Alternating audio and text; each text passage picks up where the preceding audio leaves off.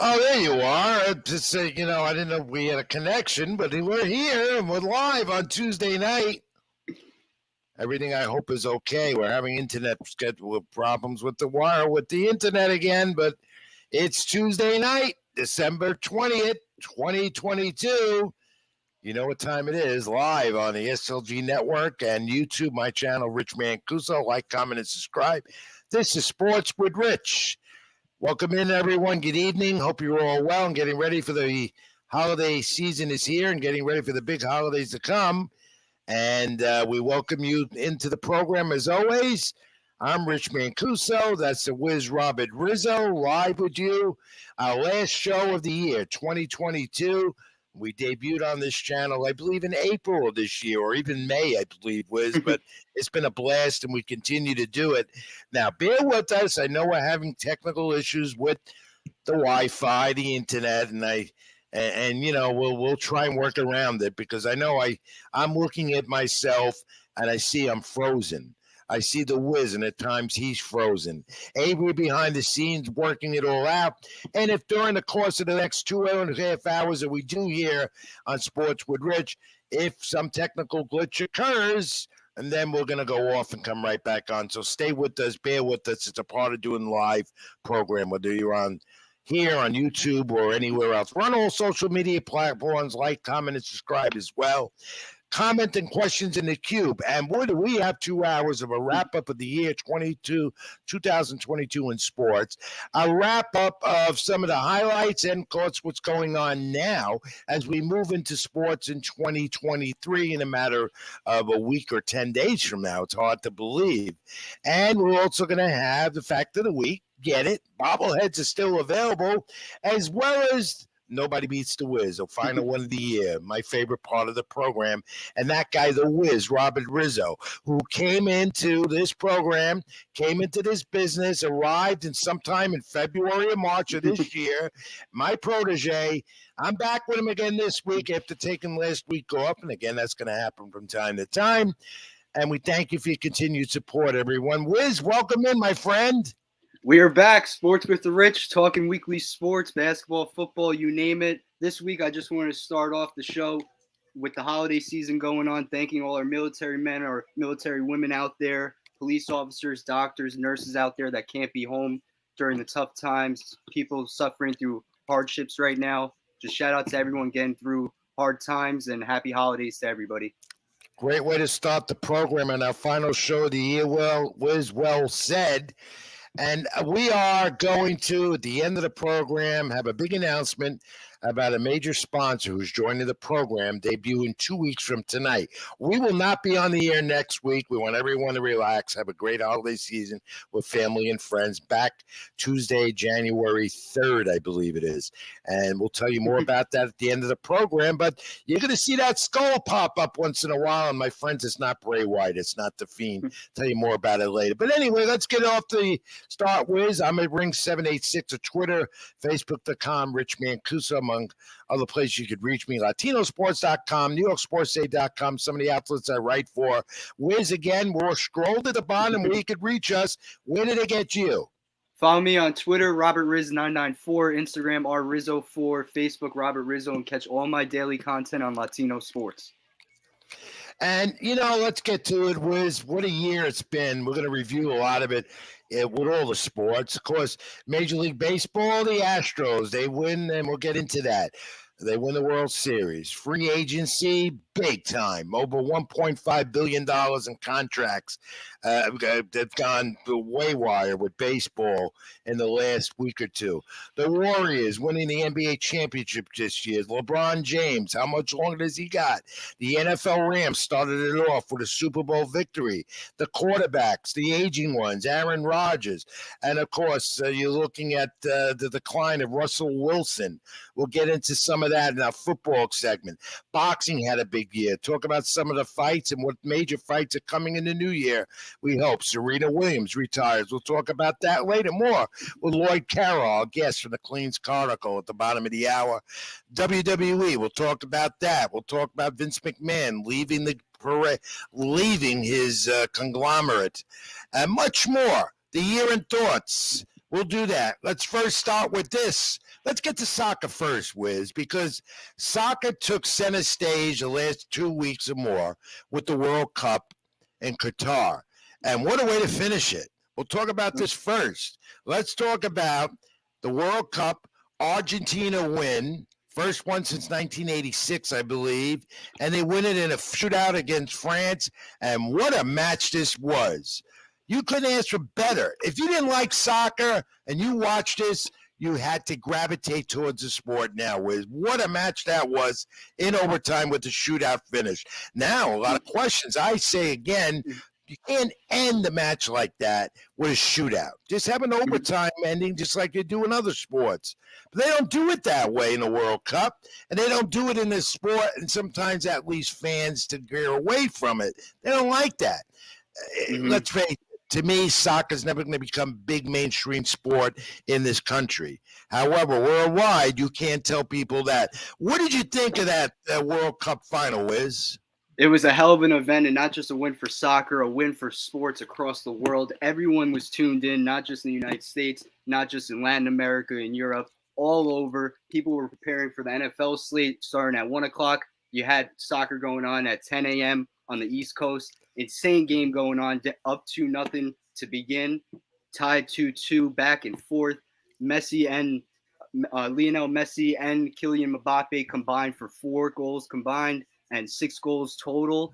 And that was the 5th penalty shootout of this FIFA World Cup, the most in any edition throughout FIFA World Cup's history. And you couldn't highlight it or peek it off any better way.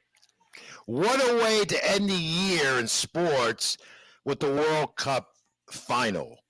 And what a way to end the year in sports for that sport of soccer. Can't do it any better than that.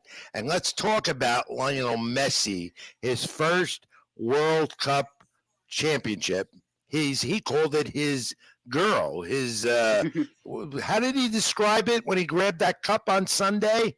He called it his girl, he called it his queen, his princess, and everything in between. You wrote a great article on Latino Sports. Everyone watching after our show tonight, check out Rich's article on Latino Sports. Wrote an in-depth piece about Lionel Messi, the 35-year-old completing his World Cup resume and soccer resume fully, only 35 years old. And now we have the rumors coming out that he may be going to the MLS to join Inter Miami. Which would be a big boost for soccer and the MLS league of 32 teams that play here in the United States, and Messi might be heading there with a very big lucrative deal, well deserved, and for Apple TV that has a $1.3 billion contract to cover MLS games. In fact, the MLS schedule was released earlier today for 2023 for the new year, and that team, Miami, is supposed to be heading to play in New York this coming summer, and we could see Lionel Messi at Yankee Stadium or Citi Field playing NYCFC. But Messi's first cup, well-deserved, a player on that soccer pitch, as they call it, that eyes the defense and knows how to find a way, and he did with 2 goals, including that penalty shootout goal that won it for Argentina. Congratulations. And the world, whether you watched it here or not, you have to gravitate towards the sport if you did. And I tell everyone, Wiz, 5 years ago, as I explained in my column in Latino Sports, I was a skeptic. I did not like the sport. I'm a mainstream sports guy here in the States. Well, then I get to cover NYCFC, covered the Cosmos way back in the early part of my career when the great Pelé was the Brazilian was soccer in the United States. But this was different. And then 5 years ago, I got to see it up front and live, and I encourage people to do that. Watch a soccer match live, professional soccer match you live. Have to. You do that, and you're going to gear to it, and you're going to love it. So, and I've had people on social media since Sunday telling me, the game is not the penalty shootout, and the clock doesn't stop. No, the clock don't stop. You're going to like that. Non-stop action. Thrilling. Exactly. Suspenseful. We saw that in the final on Sunday. You always get action. It's nonstop, and the gravitational towards every fan base. You see it. The fans don't get out of their seats. They're always chanting. Most of them bring instruments in, even trumpets. You see every instrument you could think of. We've seen at Yankee Stadium for NYCFC games. and it's just going to get better from here. And the fans never leave their seats. They are loyal. You notice that. They stay put in all types of weather conditions. They don't get up, they don't go to the restroom, and they don't go to concession stands. They watch the action. It's nonstop, because if you blink, you might miss something. This guy from France, though, deserved the cup, didn't get it. What an effort for the Golden Boot winner of the cup, Mapope. I hope I'm pronouncing him right. But congratulations to him as well. He could have very well been taking that cup back to France. He might have a future in the MLS. It's all up to him. He might have it. He's only 24 years old, turning 24 years old today. Kylian Mbappe, Golden Boot winner, 8 goals on the World Cup this year, 2 assists along with that. He has more World Cup final goals than any other player in history. And like we said before, he's only 24 years old. You can expect him to be in 2 more, maybe 3. And Wiz, when you look at soccer overall this year, I believe the MLS is just getting better and better. And you look at the Los Angeles team, they got 2 teams in LA, 2 franchises in LA. Like in New York, you do have NYCFC, and you do have the Red Bulls across the river in the Hudson in Paterson, New Jersey, at Red Bull Arena. And that's a good rivalry. And in LA, they got the rivalry. But this team won the championship, their first MLS Cup. And they're going to be well known and seen defending that cup on the Apple TV deal come February. This season starts up again February 25th.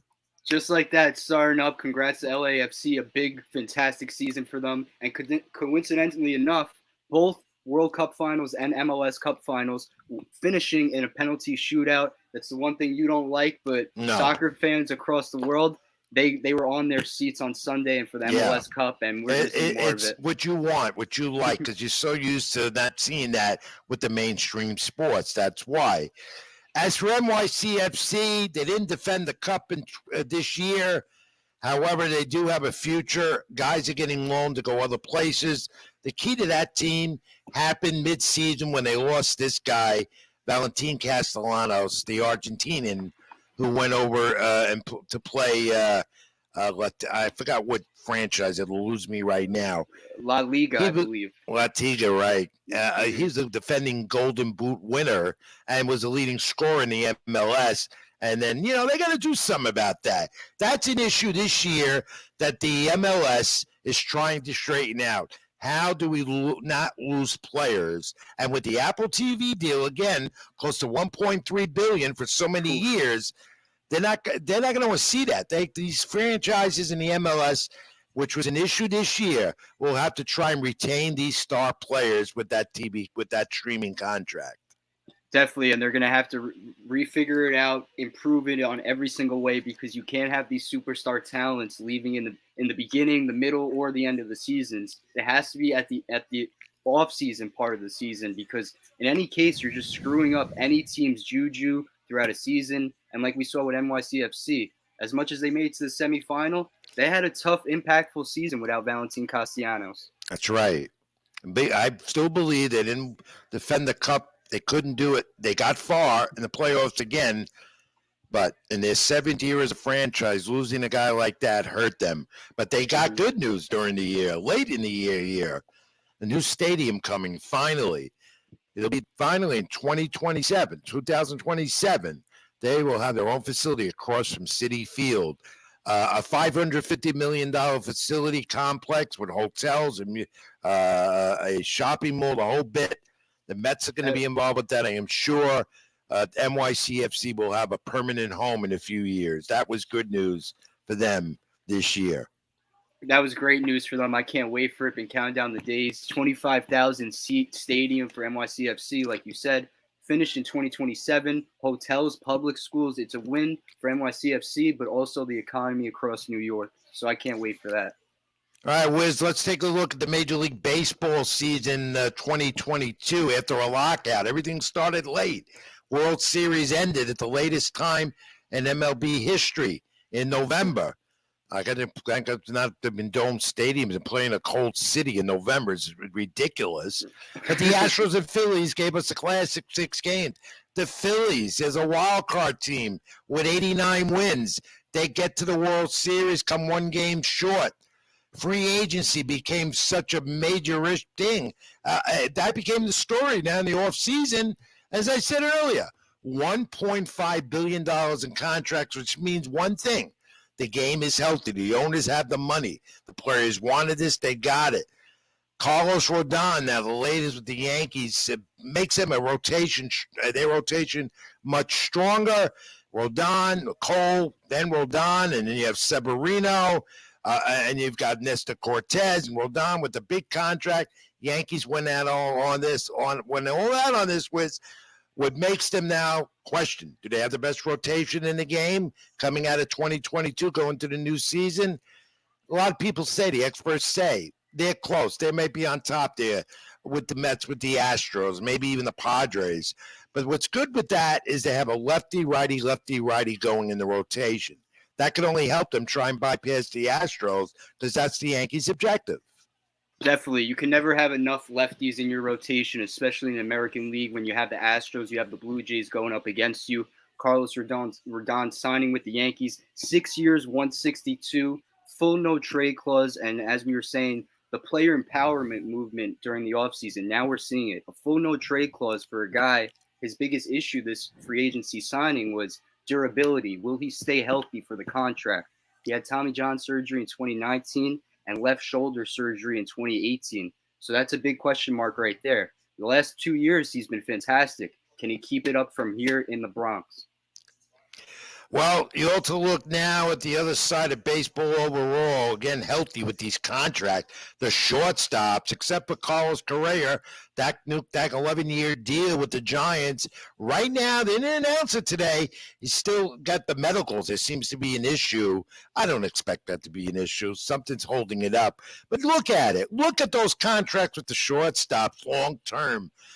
You look at Dansby Swanson's deal, and you look at Trey Turner's deal. It went on and on. It's like there's been so much change, so much money, and the top shortstops in the game have changed positions, and Xavier Bogaerts as well, going to San Diego. And the shortstops made headlines as we closed out the year. Definitely. The shortstop market was so complex this season. No one had Dansby Swanson to the Cubs, Carlos Correa to the Giants. Obviously, it's not official yet. Physical is pending, but I believe it's going to get done. He signed for 13 years, $350 million. The payroll, that's insane right there, $350. But 13 years, that's the biggest question mark. That's the tied for the second longest contract in MLB history. And with 26.9 annual average, that's insane right there for a guy that's been with back injuries, amount of money, insane amount of years, soreness here and there. But once he passes that medical, the physical, the San Francisco Giants fan base will finally have their superstar that they've been waiting for. Wiz, are we worth $11 million each in 10 years? So maybe the SLG network? I wonder. I wonder, but what Carlos Correa does, I don't think me or you could do. Oh. And tomorrow I'll be at Yankee Stadium. Aaron Judge, a contract official with the Yankees at 9 years, $375 million. Aaron Judge wanted an improvement with the Yankees. He said, we got to get better. We got to get better here. They did, signing Rodon, and they're not done. There's a lot of rumors after the new year, when the holidays are over, that the Yankees are going to be very active on the trade market now. Who goes? They need a left fielder. But Aaron Judge, the story of the year, 62 home runs, American League home runs, single season record. The face of the Yankees, the face of the baseball. What do you think? He was the face of baseball, the Time Athlete of the Year, everything in between. He bet on himself.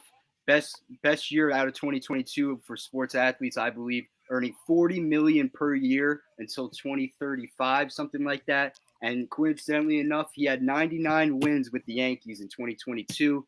Legacy and pinstripes over the money. That's what he explained during the signing. And perhaps he's the next captain, and you hear it tomorrow morning at the press conference. Question is, does Aaron Judge duplicate what he did this year? I don't think so. Not many do that I speak to in the game.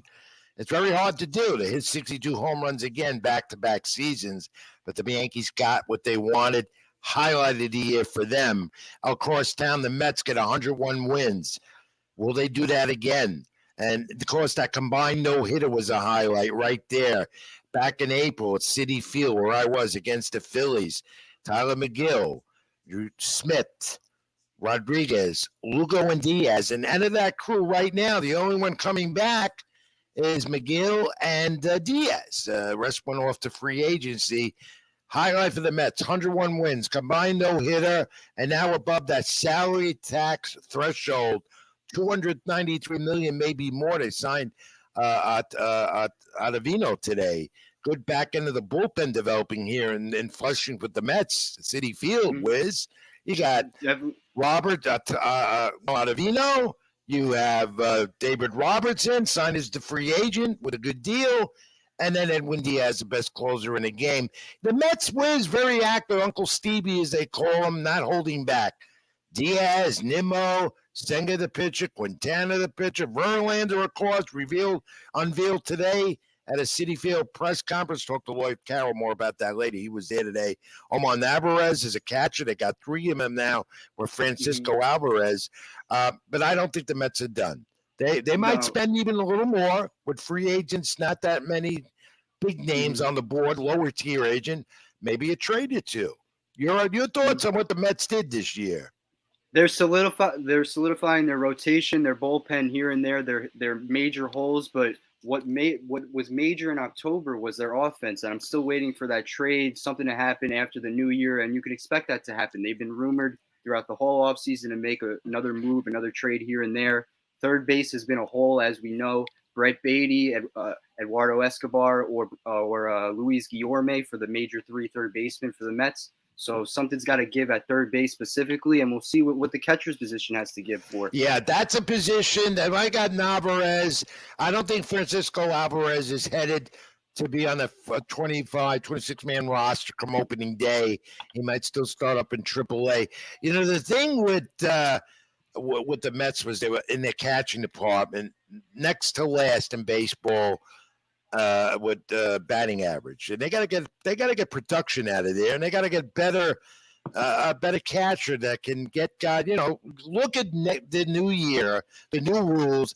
There'll be more stolen bases. They got to get a guy that can throw guys out now because the bases are expanding at second base. But our highlight was going to Cincinnati, Ohio, me and you. In your first year as a rookie Cub reporter, going to Cincinnati, Ohio, a memorable trip we had. And we were able to get the Latino Sports MVP award to one of the relief pitchers of the Cincinnati Reds. Wiz, that was a memorable trip we had.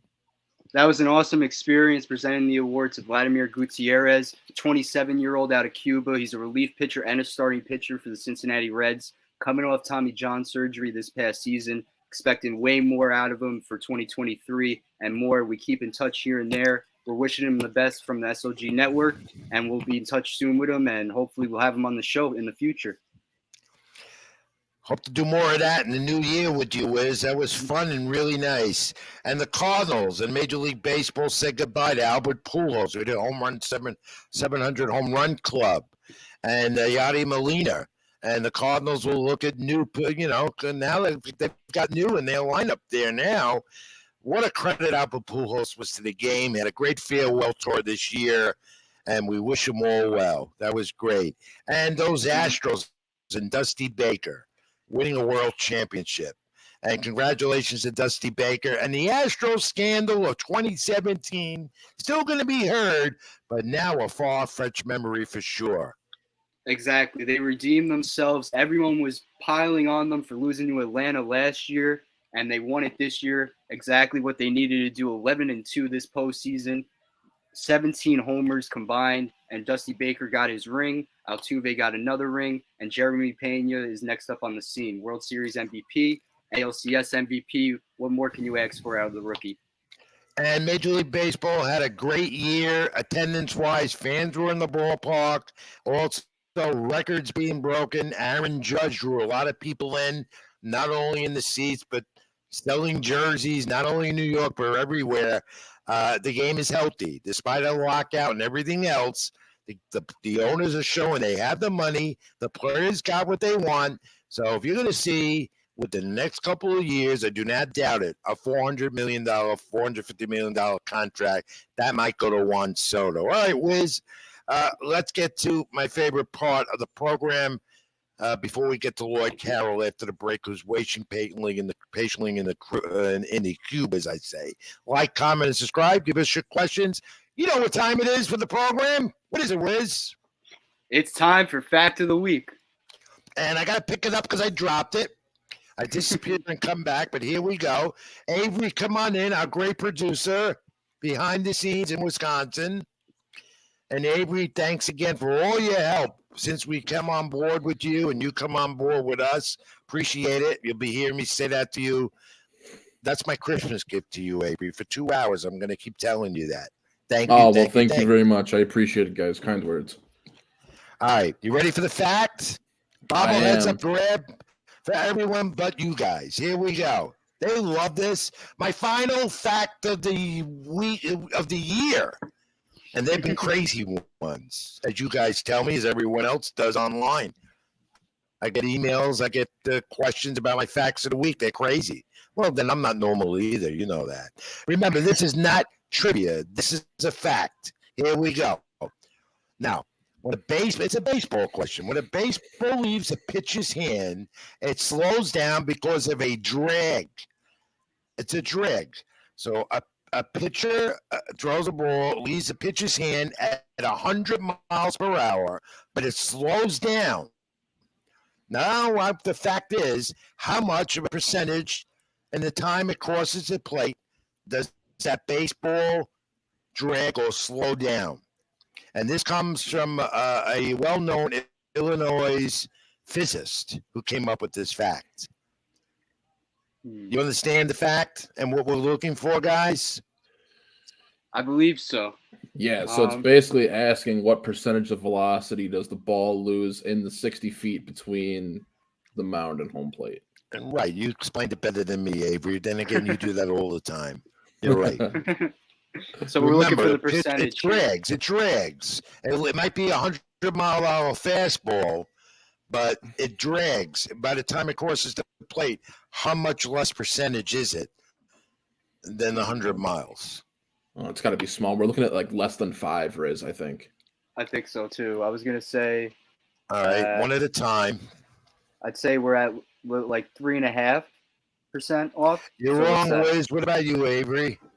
I'm going to go. I'll say 5%. You're wrong, Avery. Think about it again.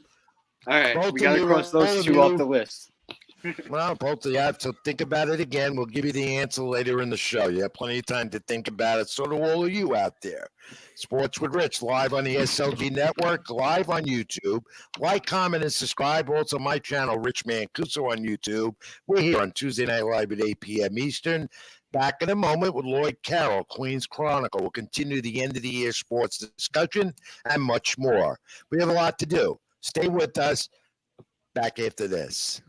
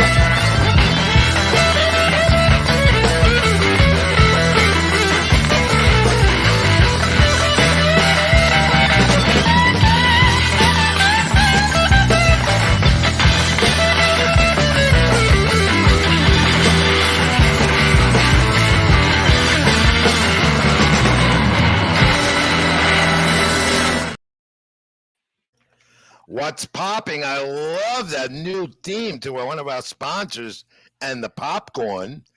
I love Rich that. Mancuso. My energy. Yo, I love it. And that's the Wiz, Robert Rizzo, Sports with Rich, my protege, young co-host, who got involved in this business. I don't know why you ever did. I have no idea why he got involved in this business, but he's good at it.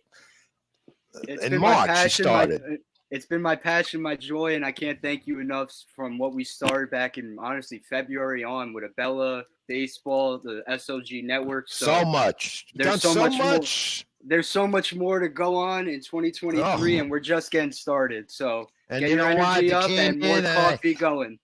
And people want to know how you got involved with me. And again, it was a referral. It was Doc Gooden's friend, one of Doc Gooden's friends. And then I get this kid, this guy's just, who is this? Who's bothering me? And here he comes. And I gave him a shot.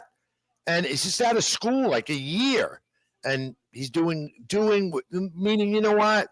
Dreams come true. You go after, strive for it, people. Here it is. There's an example of it. 23-year-old Robert Rizzo, who I call the Wiz, because he is. And he writes real well. And he's my protege. And he's followed direction from the beginning. Fantastic job all year. We'll talk more about that later. I'm not going to keep going on and on. I'll tell you more about that later. Because we got one of our great supporters, a great colleague of mine in the business, waiting in the cube. Been on with us a few times. We'll have him on more in the new year as well. Going to wrap up some of the events and sports of the year with my buddy Lloyd Carroll. Lloyd with the Queens Chronicle writes a syndicated column and a very good one. Lloyd, are you there? Is he there? I am here.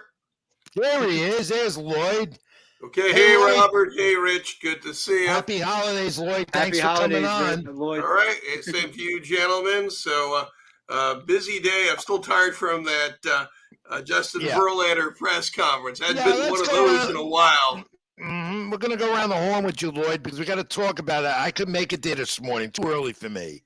I mean, Aaron Judge tomorrow might be too early in the Bronx. Set the alarm early. I'll be there as well, Rich. I'll be travel to your neck of the woods tomorrow. Yeah, there you go. How about how did it go there today with Justin Verlander? He had some really interesting things to say, especially about him being 40 years of age and the longevity of his career and why he wanted to pitch in New York with the Mets.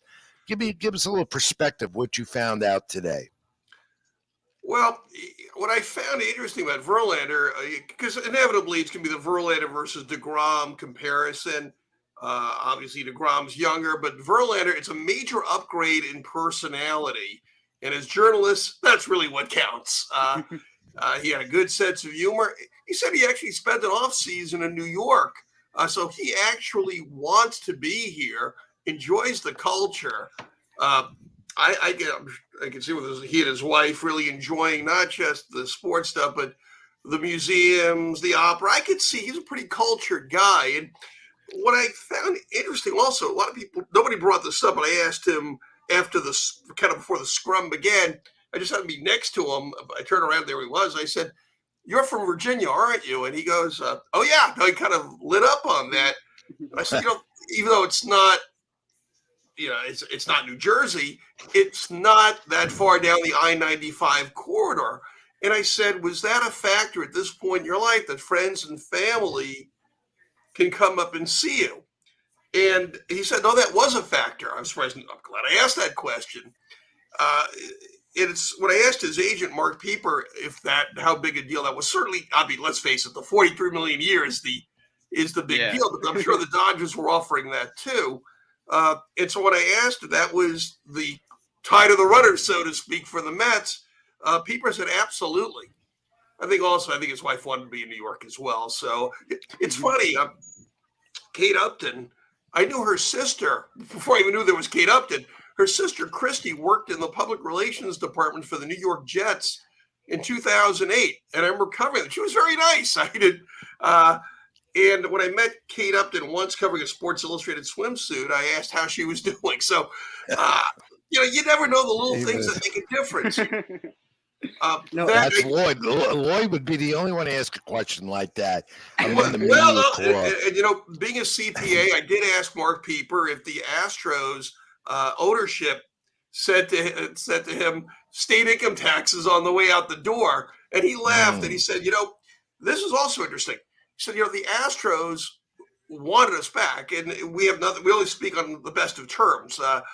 The problem is they have so much depth in pitching that they have to allocate their resources in other areas. So, you talk about an amicable parting. This was not like DeGrom, the Mets. This was, I believe it. So it was kind of interesting to get the perspective. And I always believe if you want candor, don't talk to the player, don't talk to the general manager, talk to the agent. That's a good sign. Look, I thought it was a good signing by the Mets because the DeGrom stuff is over with, and they got the guy to fill his void in the rotation. Good move. The age is a factor. We know that, even with the Scherzer before him in the rotation. But it just it started the spending spree more for Uncle Stevie Cohen, as they call him, the richest owner in the game. Now, do you feel, Lloyd, that the Mets have gone overboard with the spending, or do you think what they're doing is making this team a viable World Series threat come October? Look, when you're spending that much money, you're always going to be in contention.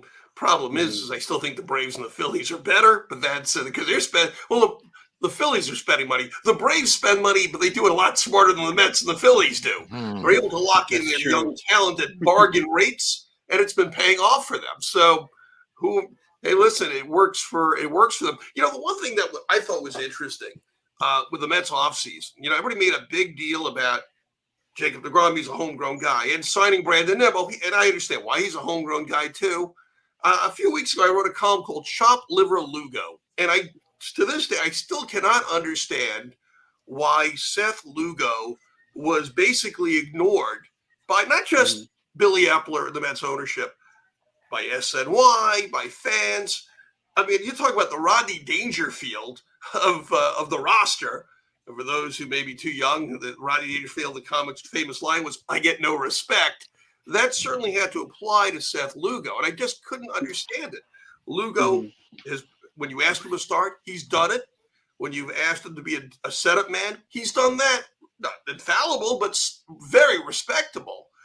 And they're making such a big deal about Adam Ottavino and ignoring Lugo, and I just didn't understand why. I mean, Ottavino is a decent pitcher, but let's face it. I don't know which gets hung more: paintings in the Louvre or breaking balls that get hit out of the park that Ottavino throws. No, and that's a good point, because Ottavino was only a New York Met for 1 or 2 years at best. Meanwhile, Lugo, he made most of his career here until he just signed in free agency. But he's a starter. He's more of a starter, Wiz. That's another thing, and I think he'd be happier now in San Diego because he's going to start there. That's the plan. The Mets needed depth too. I don't understand. We've seen that over the years. You just said your two starting aces are 40 and 39. I think that begs for depth. Now, listen, I like Tyler McGill. I like David Peterson. But to me, I just don't understand where you have the best of both worlds with Lugo, a guy who can be a good setup man and a guy who can start for you, and a guy who's willing to come in at a very reasonable price. I mean, certainly whatever Ottavino got. And I tell you, I spoke to someone very close to Lugo who said the Mets didn't even reach out to him, ignored him. And this person said that he wanted to stay with the Mets and would have done what they asked him to do. So I didn't know that. Interesting. When I saw Billy Epler kind of being escorted out by a certain Mets PR associate, I managed to stop him, much to his chagrin. And I said, Billy, I noticed that Seth Lugo signed with the Padres yesterday. And I said, why was there seemed to be a minimal effort at best to sign him? And Epler, as generally as he does when I ask him a question, looked like a deer lost in the headlights, could only say, well, we had a conversation and he wanted to be a starter. And and he got whisked out before that conversation could continue. That explained it, yeah. And in regards to Billy Epler, as we said, the biggest storyline this offseason has been Steve Cohen. Everyone's talking about Cohen's spending spree.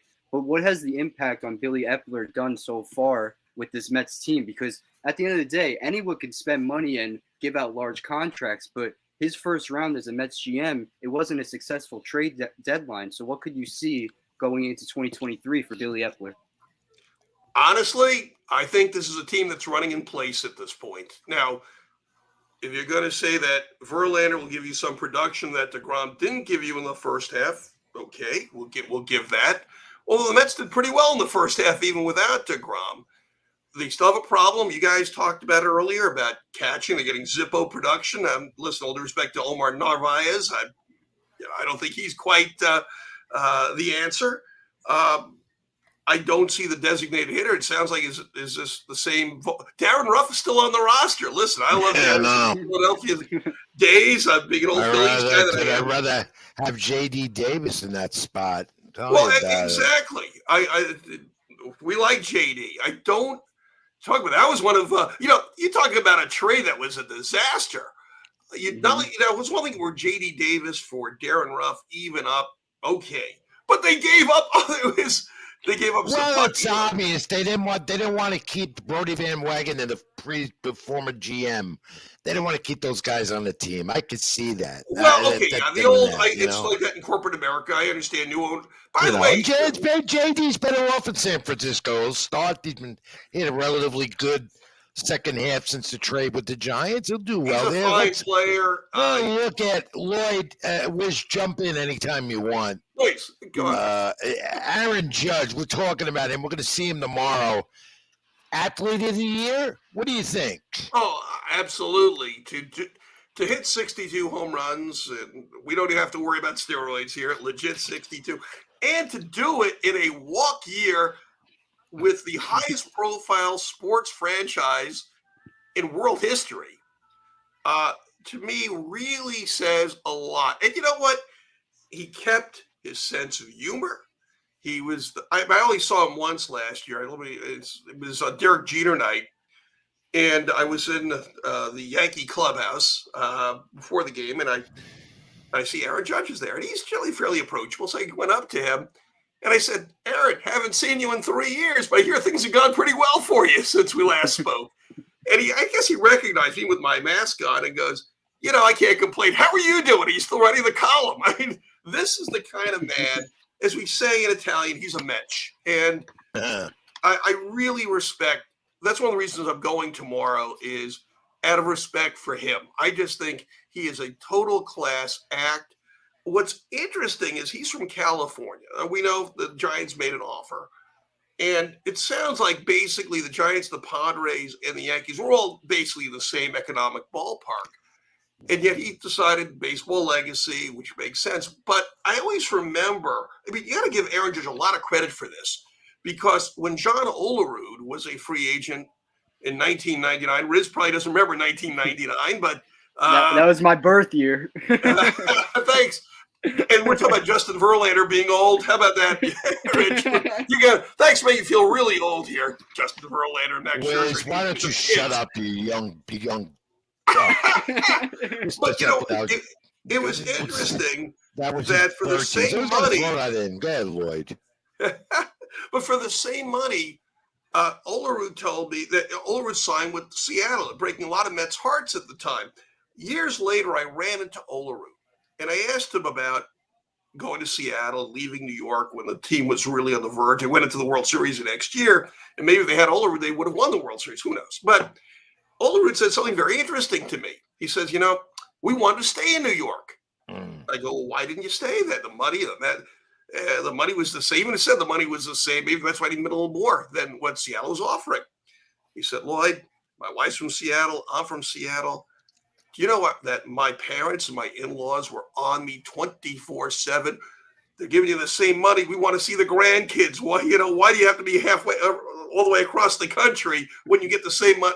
So I have to wonder if Aaron Judge was hearing that. He's a married guy, hearing it from, that I'll be curious to see if that was an issue. Olerud said look, the issue here, we'll more Judge in a second and talk, and Wiz has some things to talk to you about the Phillies, a team that you admire so much down the turnpike. Aaron Judge never wanted to leave the Bronx and the Yankees were never going to let him go. We all know that. And let's face it, he's worth $400 million. Oh, I absolutely. mean, No he question. was Just never going to leave. And the Yankees are not the Yankees without Aaron Judge. all That's what it true, came but I'm down just bringing to. up the family issue. You never know. I just think of that's why I brought the Olerud point up. No, I mean, I don't buy any of that. He was never as it's been pointed out by our colleagues, and we know this. He played the game the right way. He did. yes, He he did. won it, and he played it well, and it played out well for him. He There's no doubt deserves it. about it. But I'm also sure the that's fact going to for come other up in the suitors I'm sure helped that's his going to come up in economic the press. position. It's going to come up in the morning in that presser. All right, that's Lloyd Carroll, Queens Chronicle, great colleague and syndicated column with the Queens Chronicle. Sports with Rich live here on the SLG Network, YouTube. Like, comment, and subscribe. Wiz, we got to ask Lloyd about the Phillies. Go ahead.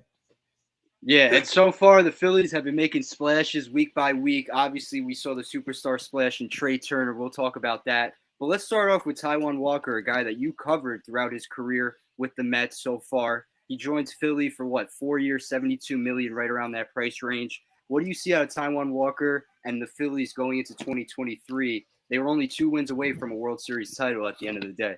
Look, the Phillies are one of the great underdog stories in a sense. It rewarded Major League Baseball's postseason. Look, they were the best sixth-place team in American history. Let's having said that, and the playoff gods clearly were on their side. I think they overpaid for Taijuan Walker. I mean, all due respect, he is not a difference maker. He's a very nice gentleman. He very charitable. The Philly fans will love him as long as he pitches decently because he's active in the community, gives you his all, is very accessible to media and fans, admits when he screws up. I think that those are all admirable traits that Philadelphia fans will go for. The Phillies lost Zach Eflin, who I think was a very underrated third Totally pitcher on the staff. Yeah.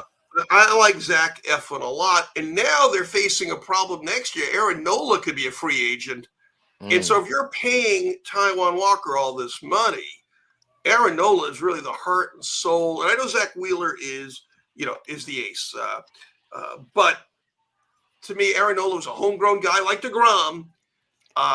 Ruben Amaro, worked very hard to make sure they didn't rush him when he was the Phillies general manager, rush him to the major leagues when the Phillies were struggling. And apparently that move has paid off. So it's to be seen. And don't forget, Bryce Harper is going to be out for half a year at least.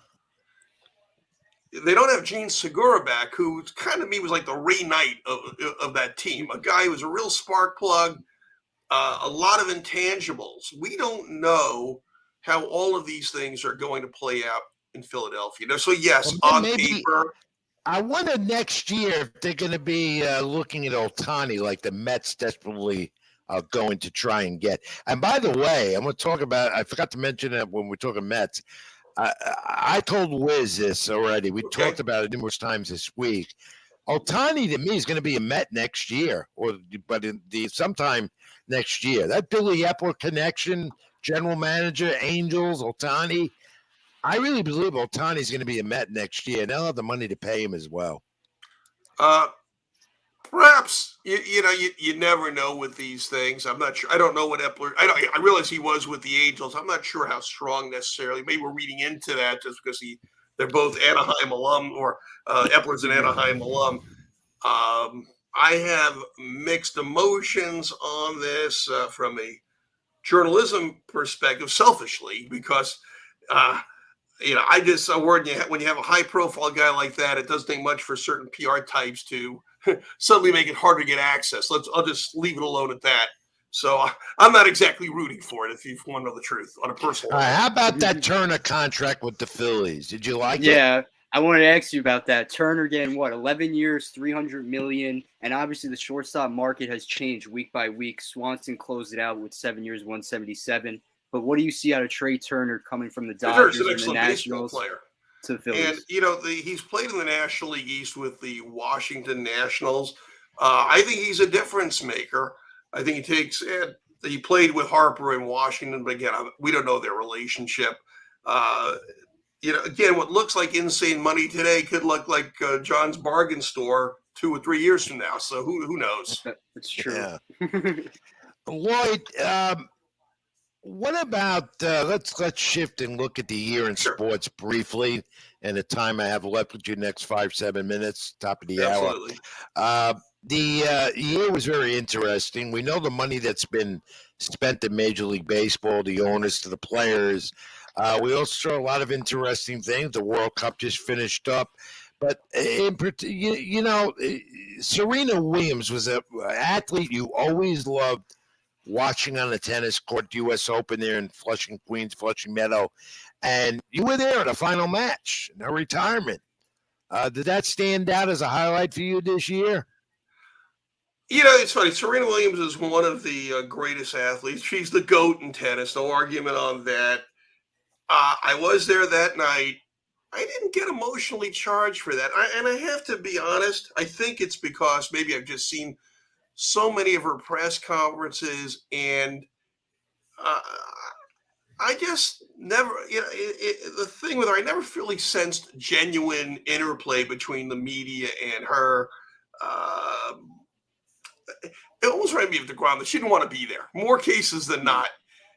I know this goes against the politically correct grain of saying I this was not a fan of hers in the press room. Now, clearly a terrific tennis, one of the greatest. There's no argument about that. But it always seemed like a chore for her to be in the press room. So I didn't get emotionally charged into that, just on a personal level. Okay. This is a two-part question.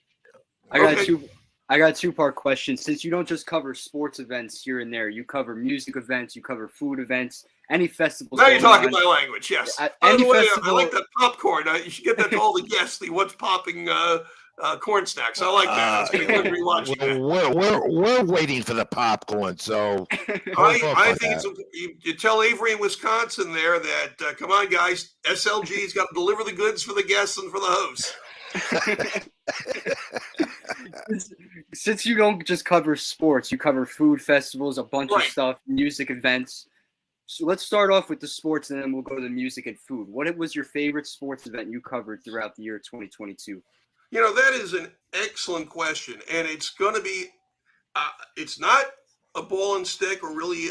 It was probably last week, the Sports Broadcasting Hall of Fame. I like those events where you get to talk to talented executives, kind of a private, you get candor. Ross Greenberg was inducted into this. Ross was the president of HBO Sports. And Rich would appreciate this because that's when HBO Sports had boxing. They had these great documentaries. And when I saw Ross, HBO is a shell of its former self. Part of it, of course, is because of the whole Discovery Warner Brothers debacle. I don't know what David Zaslav was thinking. That's why their boxing went out, because they put their money into the entertainment more than the boxing. And that's a shame, because and the documentaries went out as well. HBO was the innovator of boxing program. I mean, they made it what it is today. No question. Everyone knows that, So, so Ross an Greenberg, interesting question. That my second part was the food festivals, music festivals, anything in between. What highlighted your year most? Come on, Wish. The highlight for him, but between all that, sitting in the press box with us. Well, there's no question. And Jason Shadu, who's a part of our program as well now. Being there is just him being in the press box with us. Well, you know what? You hit on all joking aside, you reach a certain point in life where the games themselves kind of bleed into each other and frankly get a little boring at times. It's really the people that make the experience. And you're right. Being in the press box, particularly after we went through with COVID, to see everybody again makes it fun. Somebody had a great line about when we were in the midst of the COVID pandemic. We're all locked in our homes. And this person said to me, I can't wait to see the people I don't like again. And I just thought that was a very funny, apt line. Seeing the people we don't like. At least it's a sign that life is getting back to normal. Seeing people you don't like. Thank you. You just brought up my thought. All right. People I you like also you guys. love. Don't think that. No, it's also people there that you love and you enjoy it. I mean, I'm not going to bring out names. Absolutely. And I miss that, especially with baseball season ends. All my friends that know me said, "Do you miss the ballpark?" Yeah, I do when I don't. What I do miss being around guys like you almost every day, every other, whenever you're there.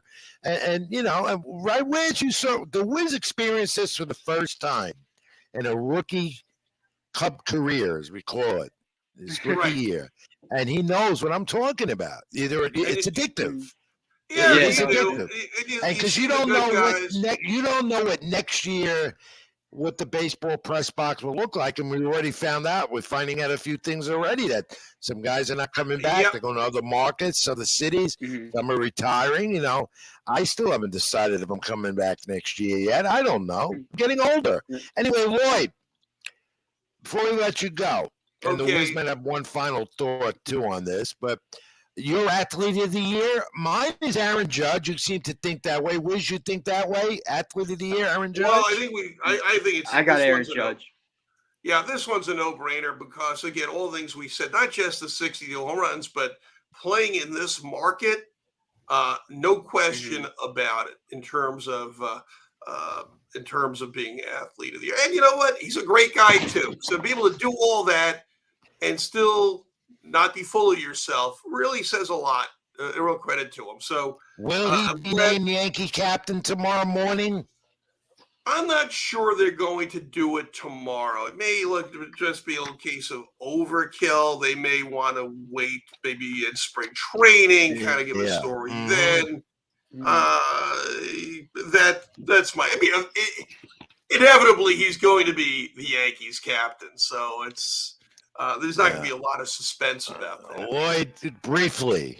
Sure. Jets, Giants, do they make the playoffs? Giants, yes. Jets, they won't even finish with a winning record. They'll be lucky to finish 8-9. And frankly, the way they're going, it could be, I call it the bowler's nightmare, 7-10. And do you like what the Rangers, Knicks, and Nets are doing right now? We're going to talk about that in a little while. Rangers just have exploded out of the blue. They were I'm not a hockey maven here. I'm not Stan Fischler, but I've got to be impressed. But look what happened with the Devils. They were 13 in a row, and now they've lost 5 in a row. They're on a skid. Yeah, they're on a skid. You know, again, I don't know which is the real Devils, the 13 wins or the 5 losses. I don't know enough about hockey to make that. Remember, we had Ashley Sarge on Wiz. Remember a few weeks ago on the program, a hockey expert. There's a Sirius Radio and other, and he predicted that. He said the Devils would fall eventually and soon. And boy, was he right. Lloyd Carroll, as always, this has been great, my friend. I'll see you tomorrow morning. I look forward. Set that alarm early. Thank you, Lloyd. Happy holidays. Happy holidays. And Lloyd, with the Queen's Chronicle, how do people reach you? They can reach me at www.qchron, like Queen, or queenschronicle.com, but qchron.com. I'm there every week, every Thursday on Facebook. I post it on Twitter. I post the column as well. You can catch my monthly column at goodtimesissue.com, ISSUU.com, Good Times Magazine. They've been around since 1983. Queen's Chronicle's been around. It's funny. Next year, I'm getting old. I'll be my 40th anniversary writing for Good Times. 40 years seems to be the trend with me and you. 1 year and more much for the Wiz to come. We know as I told the former Mets public relations director on Old Timers Day, it was one of my favorite moments of the year. Speaking of the year-end review, I came in with a copy of Good Times in my left hand, the Queen's Chronicle in my right hand, and I said, Harold, before there was Facebook, before there was Twitter, before there was a freaking internet, there were Good Times in the Queen's Chronicle, and we're still around. Of course, he thought my outlets are the PS132 Bugle. You know what? I look forward to getting that column in my email inbox every Thursday. That's Lloyd Carroll, Queen's Chronicle syndicated column. Great friend of the program, great part of this industry, this business. Lloyd, happy holidays to you and your wife and family. I'll see you tomorrow morning. I'll tell you on the air. Great holiday season to you, and most of all, continue the good work. And I look forward to working with you again in the new year, my friend. And I like this earlier hour. I like being here in the 8:39 prime time. Oh, so do we. So do we. So do we. This is much better. Thank you. At our age, we get tired early, so thank you. I know. Time for Gerald too. I know. All right, see you tomorrow, Ron. Appreciate it. I'll see you in the morning at Yankee Stadium for Aaron Judge's press conference. Always great having him, Liz. Like all the guests we have on the show, we try and do it every week, and we do. And we've had some great ones in the last few months. Anyone from Howie Carpenter, who's a regular from Major League Baseball official scorer, or NewYorkSportsDay.com columnist, Howie and Ashley Sarge with the hockey, and we'll talk about that later. But we've had a great year here. How many months are we on with the SLG Network now? I believe we started back in May, and almost every week we have a guest on, and it's always a pleasure. As much as they're teaching the audience, they're teaching me and you just as much. Yeah, we got them, and there'll be more to come in the new year. Believe me, I got them lined up in all the sports, former athletes or current or media people, and our regulars like Lloyd Carroll. All right, running at the top of the hour, second hour of the show. Going to take a quick break. When we come back, it's Keep It in the Ring time here at Sports with Rich. So let's take this brief time out. Back at the top of the hour. Keep It in the Ring is next. I'm Rich Mancuso. That's the Wiz Robert Rizzo. This is Sports with Rich live. SLG Network and YouTube. Please like, comment, and subscribe. Back on the other side.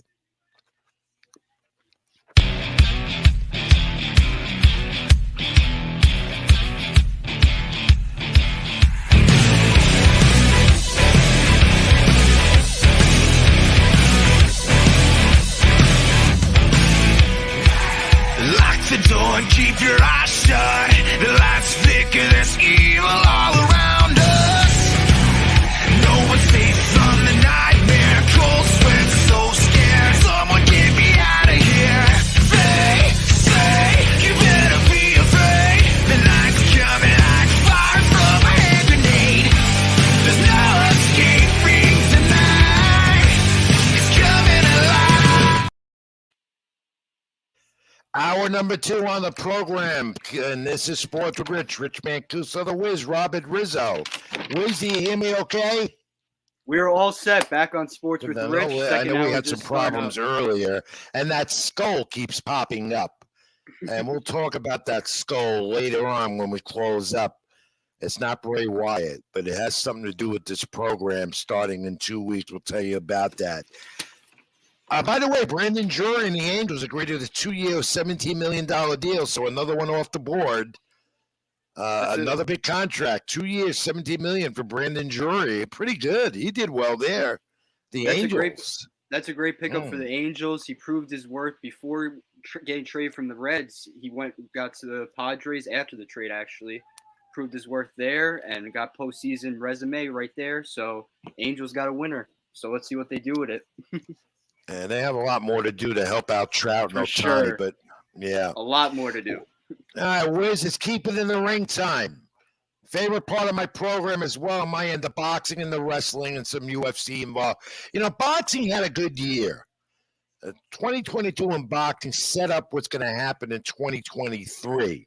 Yeah, we didn't get the major fights we wanted to see, in particular Tyson Fury in the heavyweight division that we did defend it a couple of weeks ago, WBC part of it. But Usyk, the champion who has all the other belts, and Fury are going to clash in the new year. Let's look forward to that heavyweight division. We didn't get to see Crawford Spencer, Earl Spence Jr. and Terrence Crawford, the two top welterweights at 147. We're going to probably see that at some point in the new year. If they're not at 147, they'll fight at 154 in the Jamal Charlo division. But some major fights will be on the agenda. In the bantamweight division, Juan Estrada, who won a trilogy match against Chocolito Gonzalez a few weeks ago. But the divisions in 135, 140, 147, and 154, and super middleweight at 168, where Canelo Alvarez is, continued to get better. They were the talk of the sport. And when you look at the division of 154, or even look at that kid, the Towering Inferno, Sebastian Fundora, continued to run his undefeated mark and becoming a major part of the rising superstar in the sport in 2022.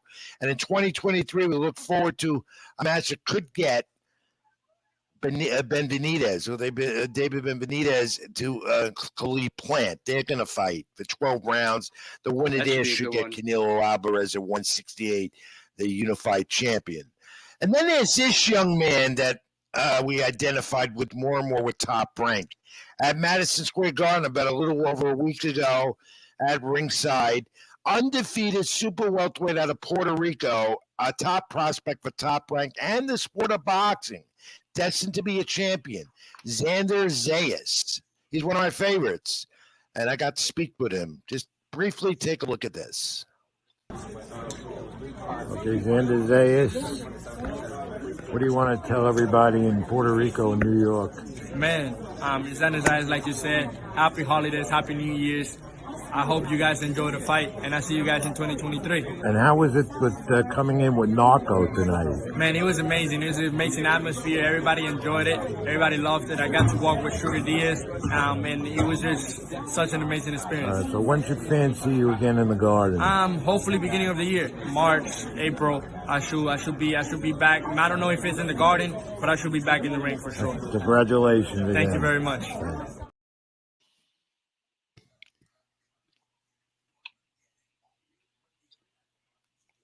All right, Wiz, are we back? We're all back. The interview got completed. That was a great interview from you. And what was that? Thank you. With Xander Zayas, you talked to him for at least a half an hour. What do you think is his goals for 2023? Obviously, he talked about his family in that video in the holiday season. What's his goals for 2023? Good question. He's going to continue maybe 3 fights in his new year coming, maybe 2. Top Rank is slowly but doing it the right way to promote this young man. Look, he's undefeated. He's destined to get to the top. They're putting a lot of effort into this young man. Well-to-do, handles himself well, and very talented. He has a quick right. He's got a nice jab, great footwork. He's a technician in the ring. That's all you can ask for. To me, he's going to become, if he plays his cards straight, and we know sometimes this doesn't happen in the fight game with a lot of fighters. If he plays his cards right, puts them in the right place, and it looks like he's headed there in the right direction, he will be a champion and the next rising superstar fighter from Puerto Rico. That's where he's headed, Wiz. I firmly believe he has it and firmly believe he will do it. So he'll get more tests. He just had a big test at the Garden, came out of that real strong and well. Top Rank's going to continue to do that to build him up. So, yeah, it was great being with him, and we developed a nice rapport. Have him on the program. He's one of the guys I'm going to have on this program live soon in the new year. So, and then, Wiz, you got indoctrinated in the new year, in this year. You got a lesson in boxing. I got you involved in the mid-level promotion, Abella Boxing, that we're so proudly a part of. A couple of their shows, going to do more in the new year. And this is the building of a promotion with Abella Boxing Promotions. I think we have a little, we've shown this before. Do we have a snapshot of that? Ringside doing the commentary?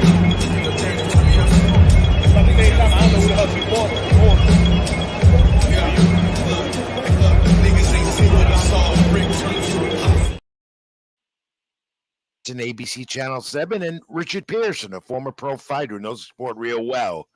I think that was the one at the American Dream. Was it, Wiz? The one at the American Dream that we did the end of July? That was our one on July 29th at the American Dream Mall. I believe it's the second largest mall in the country behind the one in Minnesota. But Richard Pearson, Anthony Johnson, and you, Rich Mancuso, going at it on the broadcast. It was a great night, great turnout with a lot of attendees, and we're looking forward to our next one in 2023. Hopefully sooner than later. It's going to be about 3 of them, maybe 4. That's what Scott Abella, the promoter, informed me, and I look forward to that. But that was definitely a highlight for us. And you got a lesson, and you learned the sport, and you did a great job helping with the publicity work.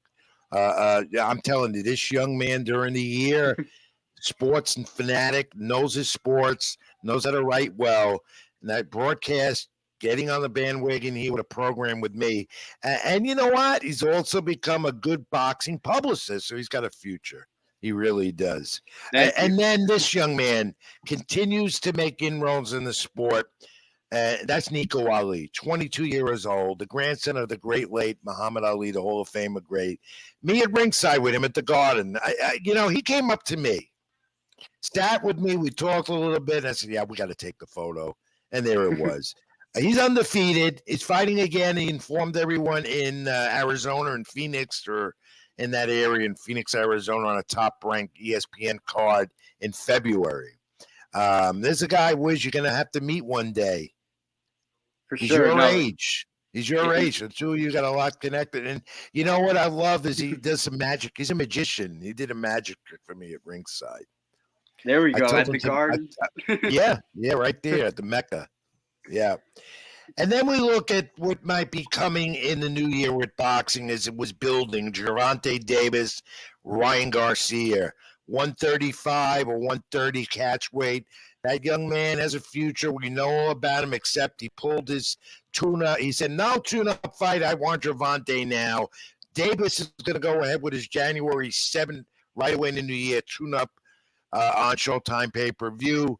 That's a fight we look forward to early in the new year. One of the big ones, probably in April in Vegas. Davis and Ryan Garcia, Wiz. That's going to be a big one. Everyone's been waiting for it. It's rumored April 15th, and I believe that's the third Saturday of April. And during April, we got NBA playoffs, NHL playoffs starting up a week after that, and then MLB starting up. So a bunch going on in April, and then to peak it off, Gervonta and Garcia. No better month than that. Lots to look forward Now, to. the question is, where will I be? In Vegas at ringside or in a press box at Citi Field or Yankee Stadium? Where will I be?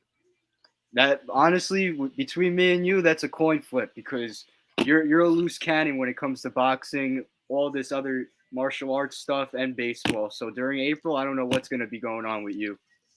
Oh, geez, I don't know either. Take it day by day. All right. For sure. This young man in the lightweight division fought on Showtime this weekend. Frank Martin defeated Mikel Rivera. Undefeated, lightweight. He is going to be making a move in the division before long. And Errol Spence Jr. has him under his wing. Good fight. Good, talented young man. Lightweight on his way up. End the year on a good note. And then we had the upset of the year. Now, Canelo Alvarez said he wanted to become a champion in the light heavyweight division again. And, of course, he's got almost every accolade in the sport, but got upset. And I got upset bad, handily defeated unanimously by the Russian Dmitry Bivol. And now Canelo looks in the new year, says he wants to fight him again and get redemption when Canelo's ready to go again, maybe in the spring, late spring or September. But Canelo, Bivol has to look at defending his title first, a fight to look at in the new year against Burchett, who has that 100% knockout ratio. Wiz, what did you make of Canelo Alvarez? Fighter of the year in your book? Canelo, I don't know. Dmitry Bivol, for sure, he's one of the candidates. But Canelo, he's that top name, so he's always going to be in the charts. To be fighting Triple G and Dmitry Bivol in the same year, just the numbers alone, the cash revenue in those fights, Canelo's got to be top 3, top 2, whatever conversation you want to put it as. And looking forward to more to see what happens with him. What was it, left wrist surgery 3 months ago? So he has a lot coming set back. Him back. Says he's recovering well from it, though. But Canelo should not fight at light heavyweight, should stay at 168 and let the others come after him. He's got a legacy now, but he wants to go more. He's always looking for more. And that's the thing. He has a true legacy because he's not willing just to stay at the same weight. He wants to give a challenge to himself. Is he still the face of boxing as we end 2022? I believe he's still the face of boxing, but by the time June comes around, whoever gets that fight with Garcia and Tank could be it.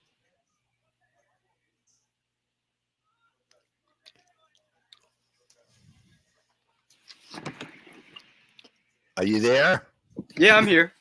You I hear me? thought I lost you a No, second. we're all good. I just said I think Garcia and Tank, whoever wins that fight, is going to be the face of boxing when it comes to June, July. Even the young man Shakur Stevenson has a There shot you at go. that. He's in the mix, 135, 140. He's going to be fighting again soon.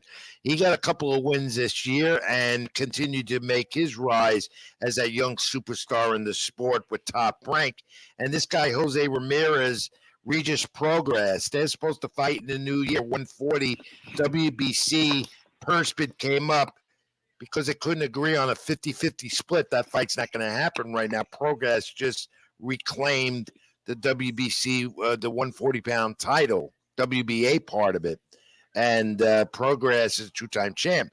That fight that fans want to see in that division right now, 140, with Teofimo Lopez, who's has one more. He says he's ready for the takeover. Won his fight at the Garden where I was 2 weeks ago. Teofimo says he's ready to take on them all. Teofimo wants Devin Haney at 140. I don't know if it's going to happen in the new year right away. It might. That might be a fight to look at. All right. Boxing had an overall good year. The sport is healthy. It's strong. It just doesn't get the well-deserved recognition because that's the way it's been. Now, would you have rising superstars like Garcia and Davis and Shakur Stevenson, even the Charlo and the Bricks at 154, Fundora 154. Even Ben Benitez, still 25 years old at 168. And even when you look at the bantamweights and those divisions I mentioned just moments ago, is the sport is good. It's healthy. The streaming networks are there. The money is there to televise these fights. Promoters can never get on the same page as far as splitting the purse bids. The promoters can never get on the same page of not conflicting and putting 2-3 shows on at the same night to confuse the fan, even me, even more. However, that shows how healthy this sport is, my friend. Definitely. It shows how healthy the sport is, and that's the biggest issue right now when it comes to promotion companies. Just have to figure out how to organize it better and to make it a better product for your fans. Obviously, everyone's been talking about Spence versus Crawford for 6 months now. It's still not officialized. So when people want that boxing buzz, all these promoters got to do is give it to them, hand it to them. We got rumored Tank and Garcia about a month ago. That's been the storyline for a whole month, and it's going to be for the next 5 months. So we'll look forward to some big fights in the new year. I hope to cover them. Hope you'll be alongside me for some of them as well, Wiz. But again, I'll reiterate, the sport is healthy. And anyone trying to put a dark eye on the sport, that it's not healthy, not good, well, you know what? You're going to get an argument from me, a strong argument. I love all sports. I watch them all. I cover as most of them as I can. But boxing's my favorite. Everyone knows and has to say, boxing's my passion. Baseball's my love. I will never, ever, ever leave boxing. I just love it. And you watch these young superstars, just like I said earlier in the program about soccer. Watch it. If you're new to it, don't become a novice. Become more into it. And also, don't just become an expert because there's one big fight on the calendar you want to watch. That's what the boxing avid, devoted boxing fan doesn't want to see. They want to see fans that know the sport, know what they're talking about, and will educate you. We'll get you slowly in the mix, right, Wiz? Look what you learned this year with boxing. It was before I go to the wrestling. What did you learn about the sport in the last few months you started and got inaugurated with it with me? I just learned the personal insights about it, honestly, how before I got into it, I looked at these guys as just other athletes, celebrities, but at the end of the day, when I'm talking to these guys one-on-one, it's more about a bond and a friendship. It's not just, can I get 5 minutes of an interview? These guys care, and they're passionate about what they do on and off the ring, in and out of the ring, training. It's not just about a fight on Saturday. It's their whole livelihood that goes in that ring. Well said. And that's what it is. If the fighters make the business and they love the attention, there's no doubt about it. They're active on social media. Ryan Garcia continued that more and more as the most popular, widely sought on Instagram and social media as a pro fighter. A lot of them do. Do they go overboard sometimes and debate each other and get nasty? And well, they do that for the business. They generate buzz, as they say, and they do it as good as these guys do in pro wrestling. Our guys, Ray and Kevin from Beyond the Ropes here on the FCHO Network, could not make it. Happy holidays to them. Thank both of them for being a part of this program as well the last few months. They'll be back with us in 2 weeks, talk pro wrestling, and we'll go back and forth with it now brief. The story of the year, Keep It in the Ring, continues here on Sports with Rich, was the WWE and Vince McMahon departing the scene and talking rumors that he might want back in, which I don't think will happen. It seems like Triple H has a creativity part working real well. Seems like the locker room and the guys and the talent, even the gals, the WWE female talent, who are a great part of their product, very content. What did you make of Vince McMahon leaving the scene in 2022 amid a scandal? Honestly, right when he left the scene, you saw Triple H's impact week by week, and it wasn't just the average wrestling fan tuning in. He had sports fans zoning in on WWE, and Triple H is going to continue that in 2023, I believe. He's making high-profile names more trending throughout not just the viral channels, but viral social media, and that's hitting the trending names now on Twitter, Instagram. You see it. It's not just Bleacher Report with NBA, NFL. We're seeing WWE highlights every day. Yeah, and it's also guys that he's bringing, talent he's bringing back, and they have been a major part of the resurgence with Monday Night Raw and and SmackDown. The ratings are still not tremendous, but they're getting better, and the product is better under Triple H. There's no doubt about it. Leading up to the Royal Rumble, their first main event coming up, WWE on the Peacock Network special, their event calendar in January, late January. And then we're going to WrestleMania season, and this is coming up. Who is a part of WrestleMania? They're looking at the card already being in place months in advance. The Rock, Roman Reigns, and Cody Rhodes. Let's put that screenshot up. You got The Rock. Reportedly, this is going to happen. There's a lot of buzz. That'll be a 2-night main event. Roman Reigns, Cody Rhodes one night. Roman Reigns and his uncle or cousin, The Rock, and Roman Reigns and his Roman Reigns empire of being the acknowledged guy, as Paul Heyman says. Wiz, the big words coming out of you are, acknowledge me. That's Roman Reigns. That's the phrase, acknowledge me. And so that might be WrestleMania to look forward to. Big year ahead for WWE. And when you're talking about The Rock coming in for WrestleMania, that'll be big in Los Angeles beginning of April, which makes April even more busier and confusing for me. But yeah, WWE on the resurgence with Triple H, no doubt about it. And of course, with the Bray Wyatt angle and him getting now into the ring soon.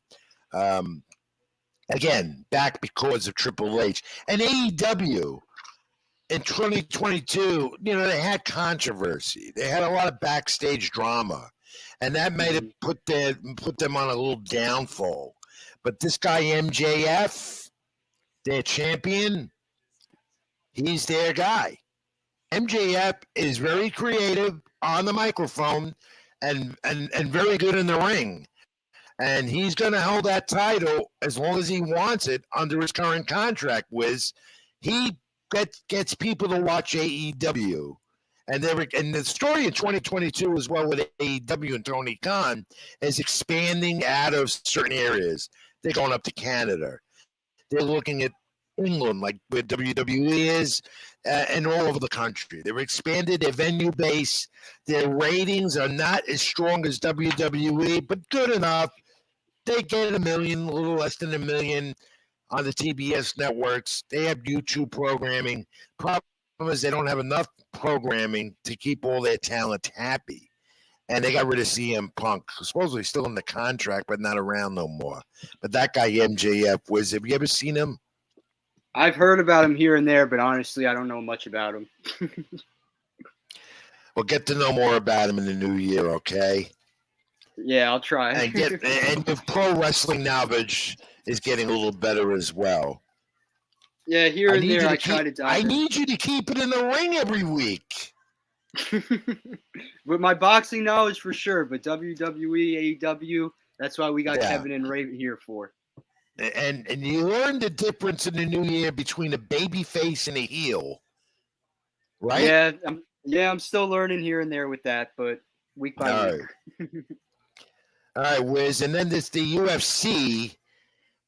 We have this graph we're going to put up about popularity among cities in the United States, in the country, this past year. If you could look at that graph, you'll see Nevada, Hawaii, and California led the pack. And down the line at the bottom, New Jersey and New York, our area. But it's interesting to see demographically those numbers, the popularity of UFC when it comes to a certain state. And then you see the top one, Nevada, obviously Las Vegas, where the gambling action is as well. Hawaii surprised me. California, not so much because they are very much into boxing as well.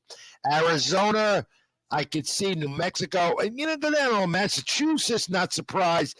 The bottom part, New York, New Jersey, only because it's difficult to promote UFC events in these two states where we are, Jersey, New York, because of tax structures and commission guidelines. In fact, UFC only got into the New York market within the last 2 years because the legislators in New York approved it as a sport that's safe enough to conduct. They thought it was too brutal at the time.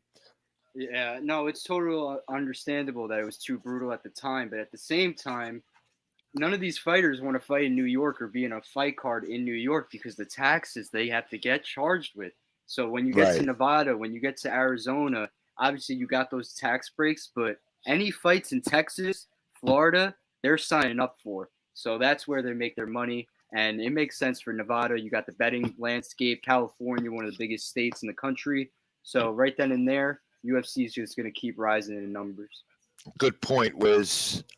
And that closes our Keep It in the Ring segment for the week. We do it every week here on Sports with Rich. Like, comment, and subscribe live. Tuesday night, 8 p.m. Eastern on the SLG Network and my YouTube channel, Rich Mancuso. Like, comment, and subscribe. Our social media handles, as always, scrolled at the bottom of the screen. Ring786 at Twitter, Facebook.com, Rich Mancuso here. Wiz, we did get some comments in the queue as we were talking. I didn't see them. Did you see any? I haven't seen them yet. My internet's here and there, but I'm going to try to get through them. And once I do, Pedro Garcia commented, "Hi, Rich. This is Pete tuned in. I'm glad Messi finally won his World Cup." That's all I got right now. Okay, we thank Pete and we thank you all for your continued support, especially this year as we be debuted on the SLG Network with all the other great shows on the network. Like, comment, and subscribe to the network. And, of course, again, my channel, Rich Mancuso. All right, Wiz, we're going to take another brief break. We're going to come back. It's going to be NFL talk and your favorite part of the show. Nobody Beats the Wiz is coming up next. This is Sports Radio. It's live on the SLG Network. Cal, take it to break. If there are any scores that you know of importance, then come on in and give it and take us to break. We'll be back after that.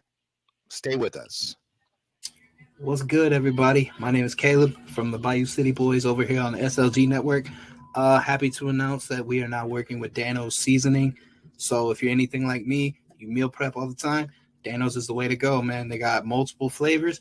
Hit them up. Be sure to use our code SLG Network. Appreciate every single one of y'all. Peace. Spending money like it's nothing. I don't have a budget. Please don't get offended when you see the kids stunting. Got my queens with me, but it ain't no Scarborough bluffing. See, I'm riding solo while dependent bitches cuffing. I got all I need, me, myself, and I just love it. I've been gone. All right, back on the program. What time we got? 9:32 p.m. New York time, Eastern.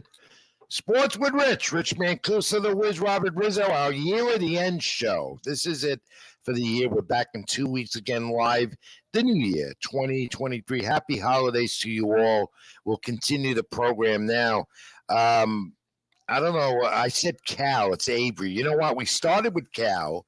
He occasionally comes in and produces. So Avery, my apologies because you're our permanent guy, and Cal will take over when you take off.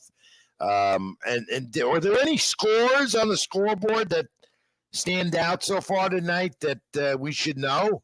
Do any of you have that? I don't have my ticker in front of me. Avery, if you want to come in briefly on that, you could comment if you want. Now's your time. If not, we're going to go to NFL recaps. And where's Avery? I guess not. I guess Avery doesn't have anything to report to us. So, but he's our producer, does a great job, and we thank him. We thank Cal too, behind the scenes when he's around, and all of you as always for watching and supporting this program. When's NFL Week 14? Boy, oh boy, was this a week of the NFL.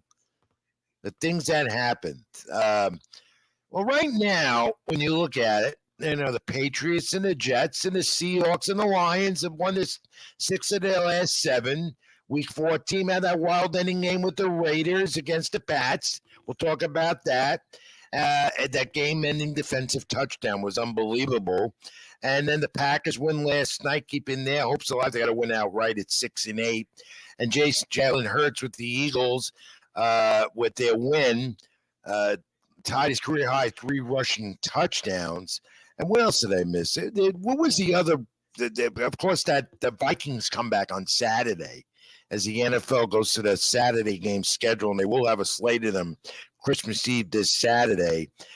So it was a very interesting Week 14 in the NFL with playoff implications that will continue this weekend. You guys will talk about it in a moment. Robert Saleh and the Jets. What's going on there with the Jets, Wiz? Did Saleh screw up again with game time management?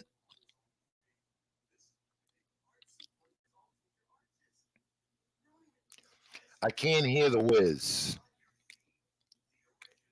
I'm having trouble hearing the Wiz. All right. I think I don't know.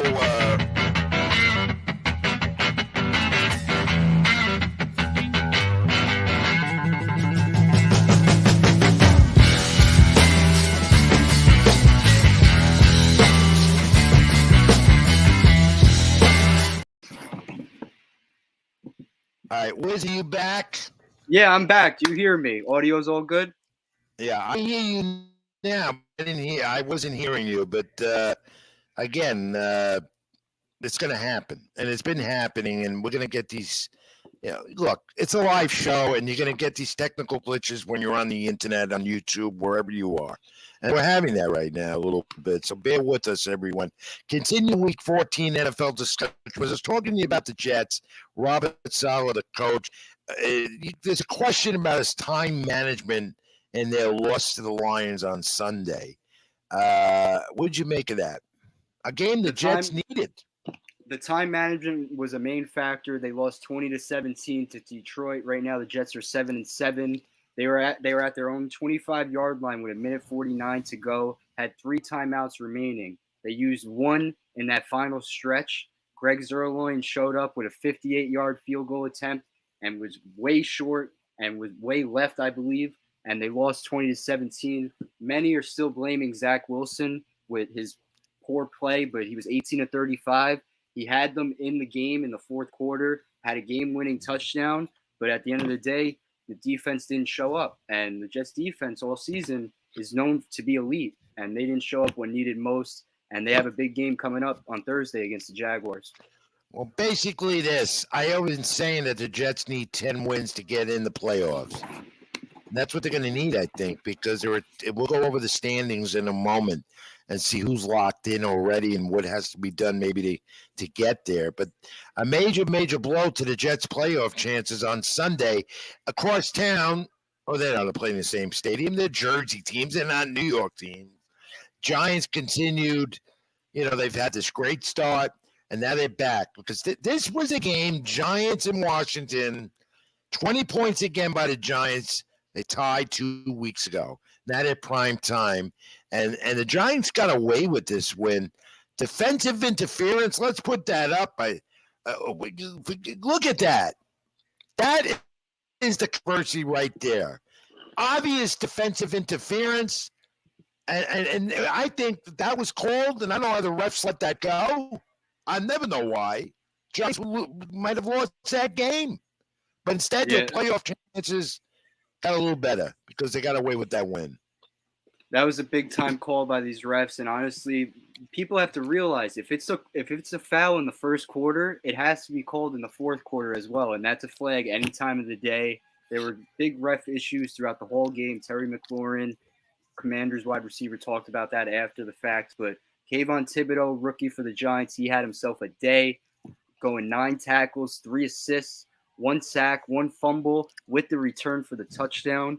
Right now, Giants are 8-5-1 with the win over Washington, 20-12, and they're right in that postseason hunt. 10 wins gets them there, and if they got to take care of business, Vikings, Colts, Eagles next. Every team in that division has. It looks like they might be a part of the playoffs right now.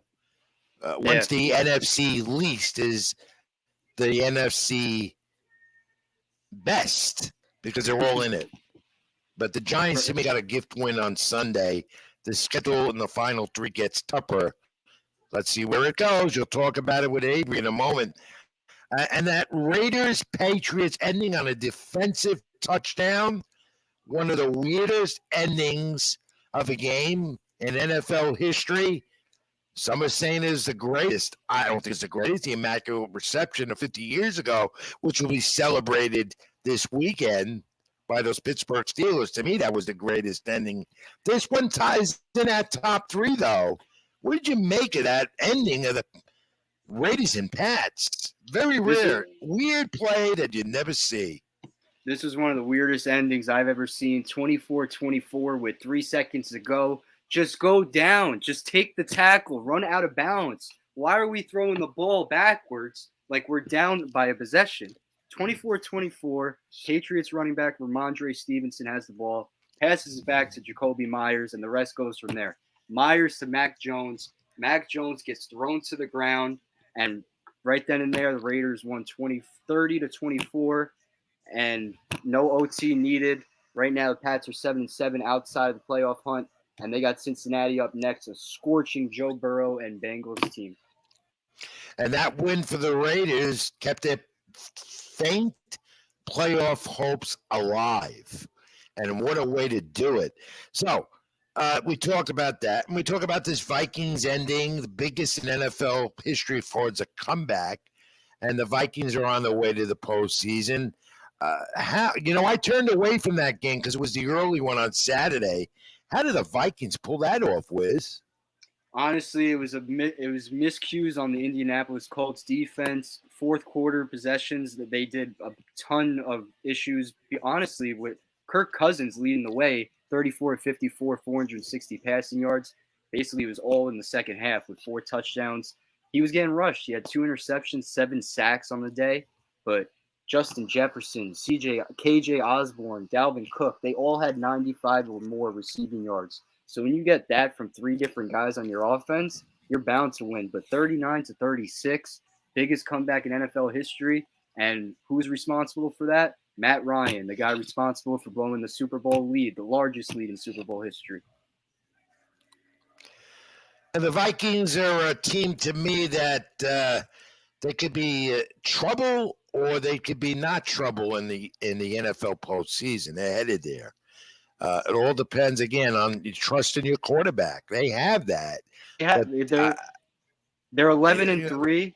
They're 11-3, and the Eagles have the Jalen Hurts injury going on right now. I'm not saying they're going to get hot and take over Philly, but get hot at the right time. You're facing the Giants this upcoming week. That's a playoff game right there. The Giants are fighting for their playoff lives. Vikings got to get prepared at the right time. There's 3 games to go until the playoffs. Now, Trevor Lawrence is the number 1 pick of a few years ago with Jacksonville, continues to be the story, continued to be in 2022 in this season. Eventually, this team under Trevor Lawrence will be in the playoffs. Maybe not this year, but Trevor Lawrence has become the quarterback we expected to see, Wiz. Definitely. This is his fourth 300-yard passing game this season, his fourth three or more touchdown passing game this season. And he just continues to do it week by week. He's showing his developmental improvements under Doug Peterson, a Super Bowl winning head coach right there in Jacksonville. So Trevor Lawrence, number one pick, it's working right now. And let's just see what he does against the Jets at MetLife. Another playoff game right there. That's what it seems like. Two teams fighting for their lives at the end of the day.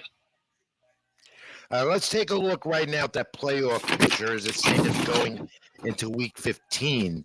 Locked in are the Bills, the Chiefs, the Eagles, the Vikings, the 49ers, and the Cowboys. And those Bengals with their 34 points this weekend on the road versus the Bucs was big for them. But those are the teams that are locked in right now. And this weekend, that could all change. How many teams are vying for playoff position going into week 15? I believe there's two spots right now that are open for four teams in the AFC. You got the Jets, you got the Chargers, you got the Dolphins, and the Patriots. All the other teams above them are pretty much locked in. It's just a matter of seeding. So Jets, Chargers, Dolphins, Patriots, final four teams for two spots. Right now, I'm leaning towards the Chargers and Dolphins. Patriots have a tough schedule. They got to face the Bengals, the Dolphins, and the Bills the next three games. Jets got Jaguars, Seattle, and the Dolphins to end it. So the path is right there in front of them for the Jets. Chargers have an easy path in front of them. They got to face the Broncos before the season ends, and Dolphins, they got to face the Patriots and the Jets the last 2 weeks of the season. So it's a lot of twists and turns for the AFC. Well, and of course, teams we root for that we have an interest in. Chicago Bears on your part, the Arizona Cardinals on my part, who never had a chance. What a dysfunctional team they are out there in the desert. And they don't even have the quarterback. They don't know when he'll be back. They got McCoy, and they don't know when Kyle Murray will ever be back because he's hurt bad, which leads to the NFL draft order. And that shows the future, maybe where these teams could head down the line in the years ahead on this NFL draft order. And what do you make of it, Wiz? There's many teams out there vying for those spots. You got Houston, Chicago, Denver traded the pick to Seattle, so that's Seattle's pick now. You got the Cardinals and you got the Lions in the top five. And honestly, the top four players, in my opinion, right now, you got Bryce Young, quarterback out of Alabama, Will Anderson out of Alabama, also defensive end, one of the most star-studded elite defensive ends we've seen in the last 4 to 5 years, honestly. C.J. Stroud, his name was in the Heisman running year on year out for Ohio State. And Jalen Carter, one of the most star-studded Georgia defensive ends we've seen throughout this running class of number one seed, SEC champion. So those are the top four right now. Hopefully my Chicago Bears land Will Anderson, but hey, you never know because you don't own the team. Don't say my. I'm sorry. That's what everyone says nowadays, and it's just that's the flow of things. Well, that's not the flow of thing with me. You know that you don't own the team you root for, not my or I. But keeping with the 2022 year-end review theme, you have to look at what's gone on with the quarterbacks. To me, that's the story. First of all, I really believe the Detroit Lions have been the story for the NFL in 2022 as we go into 2023. They have an outside shot at making the playoffs. I don't know if they'll do it, but they, with 7 wins right now, that's a big, big difference from where they've been. Good draft pick and good, they're on their way this year or if not next. But the quarterbacks, the Rams, the downfall of the Rams, a Super Bowl champion that couldn't even get 3 wins or more. Injuries, whatever you want to call it. The quarterbacks, the downfall of Russell Wilson. Then you see Tom Brady up and down on the last legs of his career. Then you see Aaron Rodgers come up with the big win last night, even though he's not the same Aaron Rodgers with Green Bay. And then you see Geno Smith, comeback player of the year in the NFL, Wiz? I think with so. With the Seahawks? I think so. He's comeback player of the year so far. He's written the script for himself, and the Seahawks are right in the playoff hunt in the mix of things at the end of the year. Interesting as the NFL ends 2022 with a full slate of games on Christmas Eve and into next week as they wind it down with three weeks left. Where do they go? Very interesting playoff races. I mean, the Packers still have a shot. They're only like a game and a half out of a playoff spot. And interesting to see there and how many of those teams in the NFC East make the playoffs. They can all make it. I really feel they all have a shot. And we know Dallas is in. We know the Eagles, they clinched there in number 1 seed MFC. But Dallas is in. See where the Giants, and you got to see where Washington ends up. But that is the most interesting division to me in the NFL, and the most disinteresting division. One team out of that, AFC South, they'll get in without a 500 record. It's unbelievable. Yeah, the NFC South has been pivotal this year. You got the Tampa Bay Buccaneers leading the way, 6-8 right now. The other 3 teams, the Panthers, the Saints, the Falcons, are 5-9. So the betting people out there, Tom Brady for the NFC South, or go your pick, the Panthers, Saints, or Falcons with a rookie quarterback, Andy Dalton, or I can't even name the Carolina quarterback. So right now, I'm going with Tampa Bay and Tom Brady in that division. All right, Wiz, you'll get back in a little while with Avery, and the two of you will make your picks for week 16. Is it 16 or 15?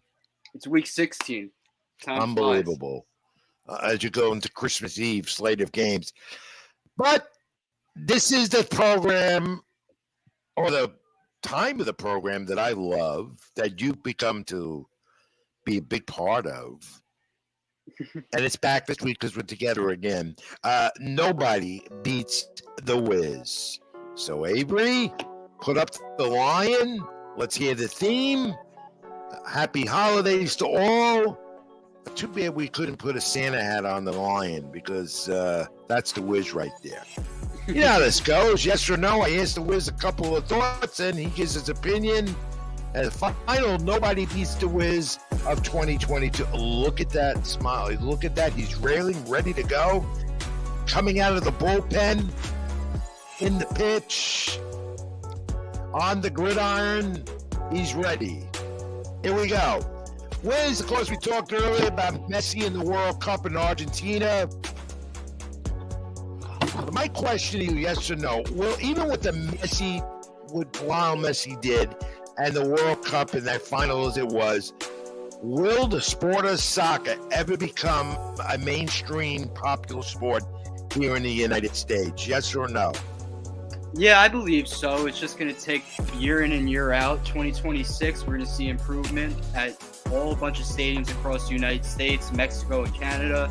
So it's just going to keep improving from here. As we said in the first hour, MLS with the Apple deal.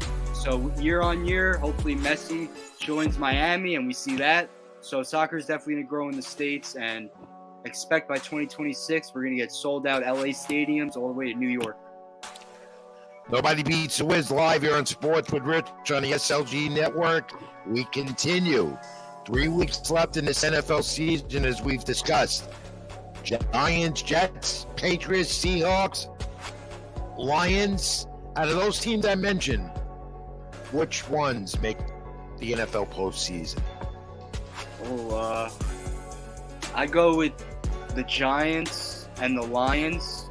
Out of all those teams right now, the Lions have an easy schedule out of all those teams. They face the Panthers, they face the Bears, and they face the Packers in Week 18. So we might see Week 18, Green Bay versus Detroit, meaning a lot for those playoff chances. So I'm going to go with the Giants that just basically locked up their spot if they take care of business in the next 3 games, and the Lions. Nobody beats the Wiz, yes or no? Your opinion here, Wiz? Of course, that Raiders-Patriots game, we talked about the finish with the defensive lateral pass touchdown. What we talked about, is that one of the greatest, as they say, ending to an NFL game, regular season game, or in the NFL? Great, but as I said earlier, not the greatest, yes or no? It can't be the greatest just because of the bonehead decisions made during that play. It made it one of the coolest and I guess weirdest endings of NFL history because of what we saw at the end. So honestly, it's a weird ending, but it doesn't come in my top 5 for game enders. Nobody Beats the Wiz continues as of now. And we're, how many more days of pitch and catch spring training? I can't believe it. But anyway, once the holiday season's over, you know, we're getting catches within 65 days. It's unbelievable or less. As of now. And of course, there'll be some more moves, trades, more PA, whatever happens with baseball. But last two standing in October of the new year, Major League Baseball. Who do you see? It's going to be the Phillies again? Be the Astros, Yankees, Mets, Dodgers? I go. We know it's not going to be the Pirates or the Oakland A's or the Reds. They're rebuilding. I'm going to go a wild card here. I'm going to go Cardinals, Yankees, St. Louis at New York. Can I hold you to that? Yeah, hold me to it for now. If something All changes, we get more trades and signings, I might change my mind. All right, Wiz, we're going to look at 2022 in this question. Yes or no, nobody beats the Wiz. You're the top sports figure of the year. Yes or no? Messi, World Cup champ. Aaron Judge, AL MVP, 62 home runs, biggest contract among 3 of the biggest in baseball. Tom Brady, he always comes up in discussion. I don't think this year. Anyone else? Out of those 3 or anyone else's top sports figure of 2022? I'm going to go with Lionel Messi just because of all the accolades he had before entering this World Cup, and for him to tee off on the World Cup with this title, that finishes his resume right there. And like we said, he's 35 years old. To have everything accomplished at that age for your career, God bless him, and God bless Argentina, because they have a long road to go for 2026, and they're going to keep celebrating for 4 more years. Don't cry for Argentina, as they say. All right, Wiz, here I'm putting you on the spot now. All right? Now, 2022 was a big year for you, my friend, my young protege. You know that. And again, I got to ask you this. More cheeseburgers this year, more chicken fingers, or pizza out of the 3? Come on. Out of the 3, I go with pizza. If I had to pick, I go with pizza. You know what? I'm not far behind. Good though. You know, I enjoyed going on the road with you and having some of that with you too. Yeah, right. Going on the road, we'll have a lot more to go in 2023. Yeah, that's what I'm talking about, because nobody beats the Wiz. The final question of the year for you.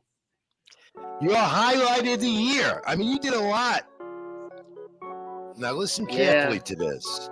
To becoming a member of the sports media at your age, or was it you becoming my protege? Now, be honest with me. I won't get angry. Highlight of 2022. I don't know. I had a lot of them, but if I had to pick one event or one game, it would be the Cincinnati trip that we did, or the Game 3 post-game interview that we did with Joe Musgrove in the clubhouse. But other than that, those are my 2 highlights of the year. Or the Atlantic 10 championships in Washington, D.C. Yeah, you know, MLB is number 1 to me, no matter what. Yeah, but you know what? You disappointed me. As I close out, Nobody Beats the Wiz, the final one of the year on the program, Sports with Rich. You disappointed me, because I thought you were going to say that the highlight was you be my protege. Well, I don't know, Rich. I said I'm picking the games or the events. I don't know what 2023 is going to be like with this young man. I really don't know, folks. Regardless, it was a great year for both of us. And now on that note, that closes this year version of Nobody Beats the Wiz. We do this on the program each and every week. And up next on the program, it's going to be that guy, the Wiz, Robert Rizzo, and Avery, our great producer behind the scenes. They're going to give you a peek and give their opinions briefly about NFL week number 15 coming up after the break. So Back with us on Sports with Rich. I'll step aside. Avery and the Wiz up next with their picks. I'll come back on the other side after that, and we'll wrap it all up with some more to do. Sports with Rich, live on the SLG Network, live on YouTube, my channel, Sports with Rich at Rich Mancuso. Please like, comment, and subscribe. On the other side with NFL picks after this. Spending money like it's nothing. I don't have a budget. Please don't get offended when you see the kids stunting. Got my queens with me, but it ain't no Scarborough bluffing. See, I'm riding solo while dependent bitches cuffing. I got all I need, me, myself, and I just love it. I've been gone. Rich is stacking to the ceiling. I'm dick long. Can never change the side I've been on. In 100 years, I'ma still be with my day ones. When it's said and done, fuck where I'm going, it's all about where I came from. You don't know. We're back on Sports with Rich Tuesday night, highlighting sports always, football, baseball, basketball, hockey, you name it. Right now, we're going to highlight the betting aspect of Week 16. There was so much going on in NFL Week 15. We highlighted that last segment. First off, we're back on the SLG Network. I got to welcome in my producer, Avery. How you doing, Avery? It's going good, Riz. How are you doing? I'm doing good. Thank you for everything you're doing behind the scenes. I know we're a tough task every Tuesday night, and there's always stuff going on behind the scenes, but we thank you and we appreciate you. Yes, sir. I'm happy to do it for you guys. So let's start off. We highlighted Week 15 already, but I just want to get this one fact in there. Out of the 15 games last week, 12 of them were decided by one score. All 15 were decided by 11 points or fewer. That tied for the most in a single week for NFL history. And Wow.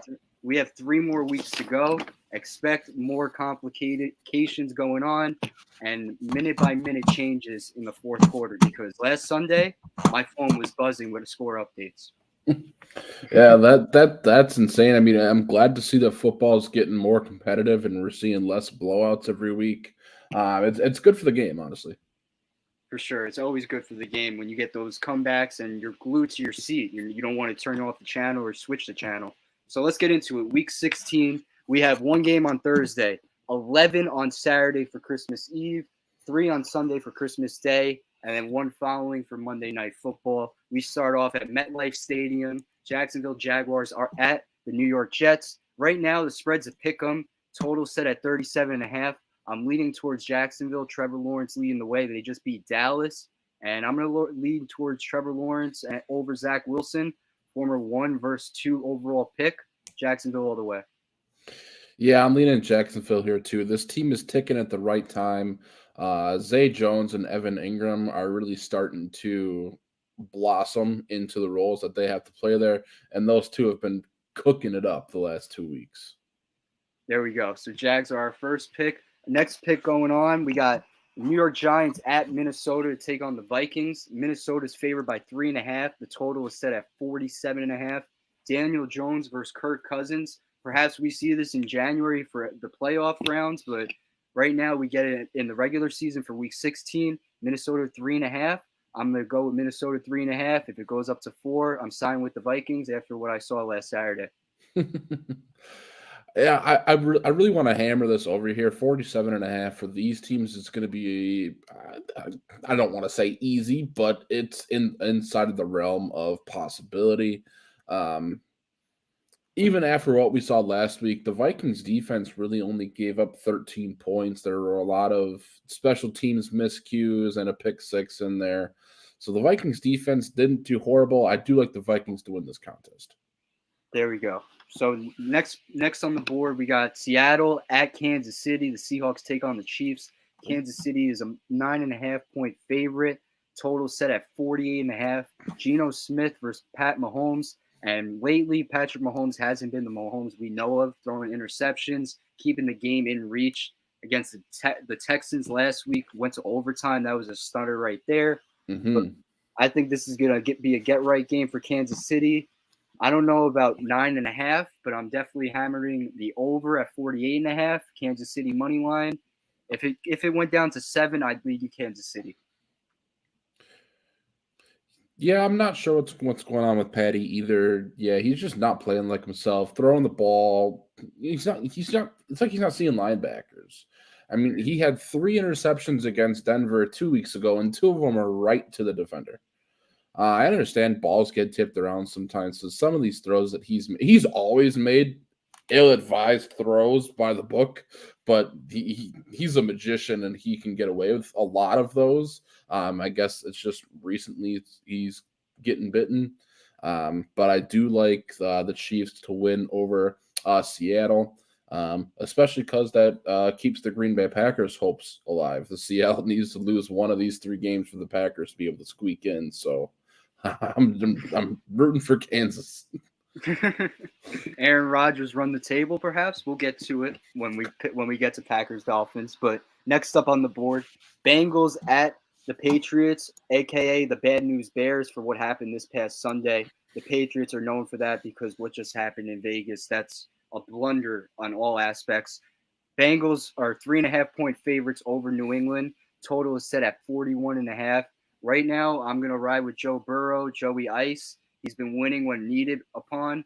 He's beaten Patrick Mahomes, Tom Brady in the last 2 of the last 3 weeks, I believe. So I'm signing with Cincinnati on the road at New England, 3.5. If it goes up to 5, I'll take Cincinnati. Yeah, I really do like Cincinnati in this contest. They're getting their guys back. Jamar Chase is, I think, now a week. He's back 2 weeks now off of that fractured hip. Tyler Boyd, I think, was out with a hand injury, and T. Higgins was out for a reason or another. So they'll get all of their guys back. Joe Mixon is out of concussion protocol after almost 3 weeks, which is it's just insane to me that he missed that much time in concussion protocol. But his backup, Samaje Perine, has been getting the job done too. I just think the Bengals are going to have too many weapons for the New England to be able to handle. For sure, I agree. Bengals all the way for this week. Next up on the board, and this is rivalry week for these 2 fan bases. They've been talking about it since August. Ricky Ricardo, our special guest, talked about it when we had him on. Eagles at Cowboys. Dallas is 5.5-point favorites. Total set at 46.5. Jalen Hurts is sidelined to injury, left shoulder, I believe. And right now it's week to week. Perhaps we see him next week against the Saints, and then they close out against the Giants. Right now, if they take care of business and win 1 out of the next 3 games, perhaps they don't play him and they just go with what's needed with Gardner Minshew. And I'm going to side with Dallas 5.5. Total is 46.5. I go with the under, honestly, with that game. Jalen Hurts, Gardner Minshew, rather, versus Dak Prescott. Hey, Riz, I don't know about that. I know you remember a couple years ago, Minshew Mania. Gardner Minshew, That's true. That's a grown man. I think the the Dallas Cowboys, their offense has really been starting to find its spark after they switched Tony Pollard more into a starting role instead of Zeke, and they put Zeke as in more of a 3rd down power back. They're really starting to find their tick, putting up 30 points week after week. The unfortunate pick 6 on Sunday against the that's unfortunate. That's in Dak's hands. But otherwise, still that offense is still super potent. I'm actually going to side with the Eagles on this one. Dallas, their defense has been giving up too many yards for me. Even with Gardner Minshew, I think the Eagles have enough weapons to be able to support that. Ryan with Minshew Mania. I got to like it. Now we get to your team, the Green Bay Packers and Aaron Rodgers. And Green Bay heads to Miami, takes on the Dolphins. What is it? 4.5-point favorites right now. I expect that to change with day by day. Total's 49.5. I'm going to hammer the over at 49.5, especially on Christmas Day. A lot of people are going to be locked in on this game. Perhaps the primetime game, to be honest. Everyone's going to be tuned in. So I'm going to go with the total 49.5. I'm hammering the over. Absolutely. I definitely think this game will get to 49. Or get to 50 rather to get that over. But yeah, this is going to be do or die for the Packers. Excuse me. Unfortunately, yeah, like Rich said earlier, they do have to win out to keep their playoff hopes alive to get in at 9-8. I really hope that the Packers are able to overcome the upset here and can find a W on Sunday. But if you want my educational take, the Miami Dolphins have a lot of outside weapons that the Packers probably aren't going to know how to deal with. This roster has a lot of speed on the outside that the Packers haven't seen probably yet this year and probably won't see ever again between Tyreek Hill and Jalen Waddle. There you go. So hammer the 49.5 for sure. Absolutely. Next up on the board, we got Tom Brady heading out to Arizona. Tampa Bay Buccaneers versus the Arizona Cardinals. Right now, Tampa's 6.5-point favorites. Total set at 41.5. Honestly, I don't even know who to pick for this one. This is a toughie. Colt McCoy versus Brady. Obviously, Tampa, you should pick them. But at the end of the day, 6-8. Who had that coming into the season, going into Week 16? But this is it for Tom Brady. He's got to get right, and this is the time. 6.5. I'm going to go Tampa money line instead of the spread. Yeah, I like the Buccaneers to win as well. Unfortunately, they've dealt with a lot of injuries this year, especially to the O-line. Godwin was out for a little bit. Evans was out for a little bit. But Brady lost to Brock Purdy in prime time. It was that 2 weeks ago now, and I don't think Brady is coming in letting another backup beat him. Good point. Especially within the same month. I don't think he's ever allowed that to happen in his career. The first time was unprecedented. This is uncharted waters. Yeah, the first time was Mr. Irrelevant. This time it's Colt McCoy. Whole different story. Getting a taste of his own medicine. He was Mr. Irrelevant in his own draft. That's true. Next up on the board, and we close it out, LA Chargers head on the road to Indianapolis to take on the Colts. Chargers 4.5-point favorites. Total set at 46.5. After what I saw the Colts give up in a 33-point lead to the Vikings, I'm hammering the Chargers. It's 4.5 now. It goes to 6. It goes to 7. I'm sorry, Jeff Saturday into Indianapolis, but Chargers all the way. Yeah, I think the Chargers are going to be the clear favorite run, especially since the Colts just declared Jonathan Taylor to the IR. He'll be done for the season. They'll be running with Deion Jackson here from now on. Jackson definitely doesn't bring that same pump to the offense that JT does. The Chargers are getting healthy. They got Keenan Allen back last week or 2 weeks ago. Mike Williams is an animal. Austin Eckler is an animal. That defense just needs to step up. But I do like Chargers minus 4.5. There we go. So we agree on the closing point. My must-watch game, honestly, out of everyone we talked about. Other than that, I'm going to go with Detroit and Carolina. I want to zone in on Detroit just to see if they can keep that winning streak going, hopefully get in the playoffs. Detroit fans deserve it. They've been through the ringer and some. Lions 3.5-point favorites over Carolina. Right now, I'd lean for the Lions. What do you think? Well, I am going to go against you immediately. I need the Lions to lose. I don't care what they're doing. The Lions need to lose. All right. The other game that is going to stick out to me, I don't know. There's really not much else going on the slate. I guess San Fran and Washington would be a good game to watch. Washington's playoff hopes on the line. San Fran trying to clinch up that division. That should be a fun one to watch. You got the marquee matchup. Yeah, with Heineke and Purdy. Yes. The one other game that piques my interest here is New Orleans and Cleveland. I know Cleveland is trying to make a run at the AFC South, or not at the division necessarily, but they're trying to sneak into the playoffs as well. That could be a game to watch on Saturday as well. There we go. There's so many games going on. Like I said, 1 on Thursday, 11 on Saturday, 3 on Sunday, 1 on Monday. Please prepare yourself. If you don't have one TV, get a laptop next to you, next to the TV. Get prepared before it's too late.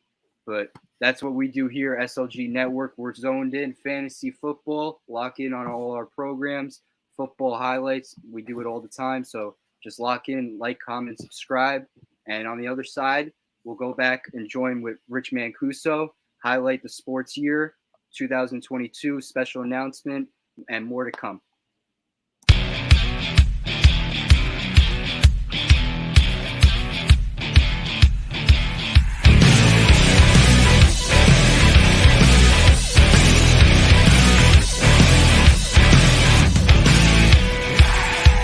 the door and keep your eyes shut. The lights flicker, there's evil all around us. No one's safe from the nightmare. Cold sweat, so scared. Someone get me out of here. They say you better be afraid. The night's coming like fire from a hand grenade. There's no escaping tonight. It's coming alive.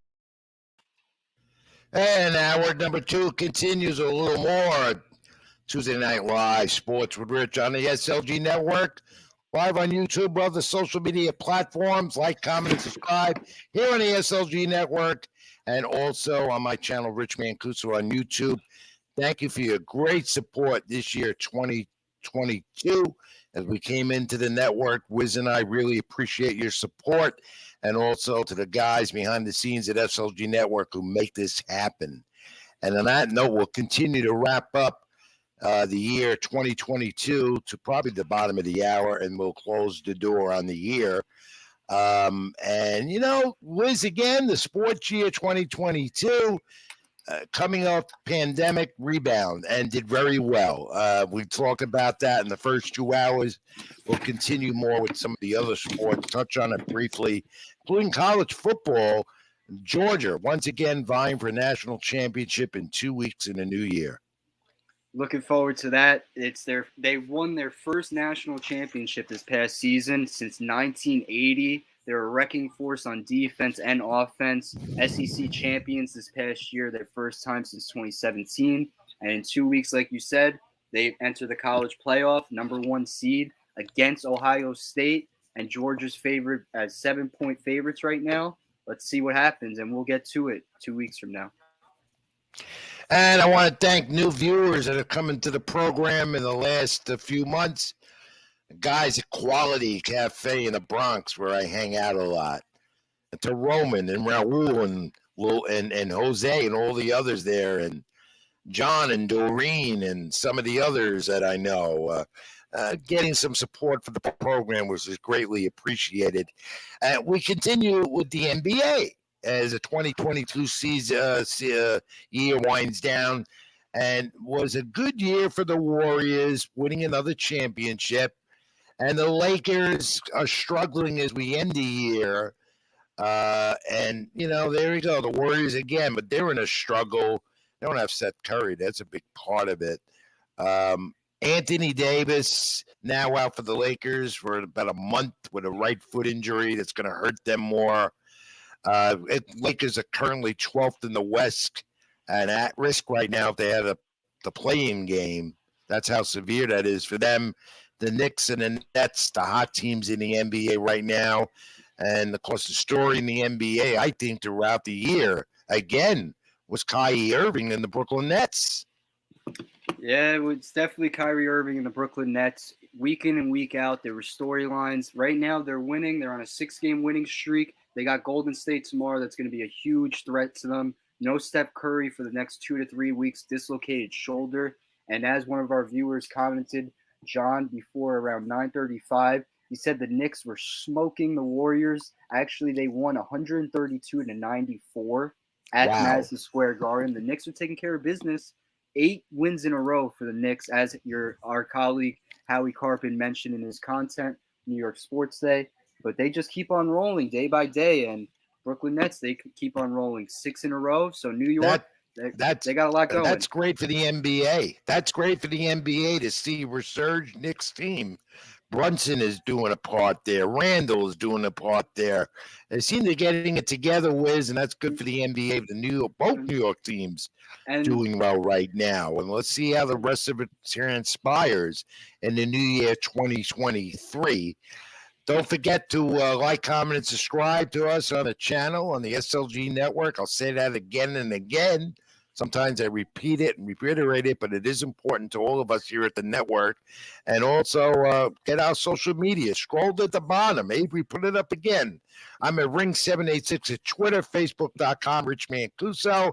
Also read my content, LatinoSports.com, NewYorkSportsDay.com, and other places on the internet. As I keep telling everyone from the beginning, I'm a whore in this business. I'll go where I gotta go. And the Wiz, again, how do they reach you? Follow me on Twitter, RobertRiz994, Instagram rrizzo4, Facebook Robert Rizzo, and catch all my daily content on Latino sports and here on the SLG Network. And then we continue to look at the year with the National Hockey League. Still a sport that's very relevant and very popular. Their ratings aren't as strong as they should be, but that's always been the case with the NHL. The Colorado Avalanche came out of nowhere and won the Stanley Cup in 2022. Colorado had that mega storyline. I remember going into June, everyone was hyping Avalanche versus Lightning up for the Stanley Cup, and the Avalanche pursued for the glory. 3 championships in their franchise. This was their first Stanley Cup since 2001 when I was 2 years old. I can't believe that. I know. It's terrible.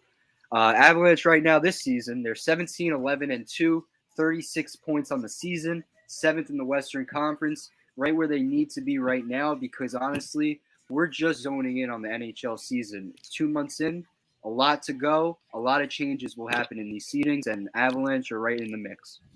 And again in New York, which is good for the NHL as well, like the Knicks and Nets in the NBA. Key market, major market, sports cities. The Rangers are on that winning streak, playing really good hockey at this point. So the Devils across the river in Jersey, off to that great start, and all of a sudden they're starting to fall apart. Yeah, that's one thing about ends. That's one thing about New York, and we saw it during right before Astros-Yankees when the Yankees clinched the ALDS against Cleveland.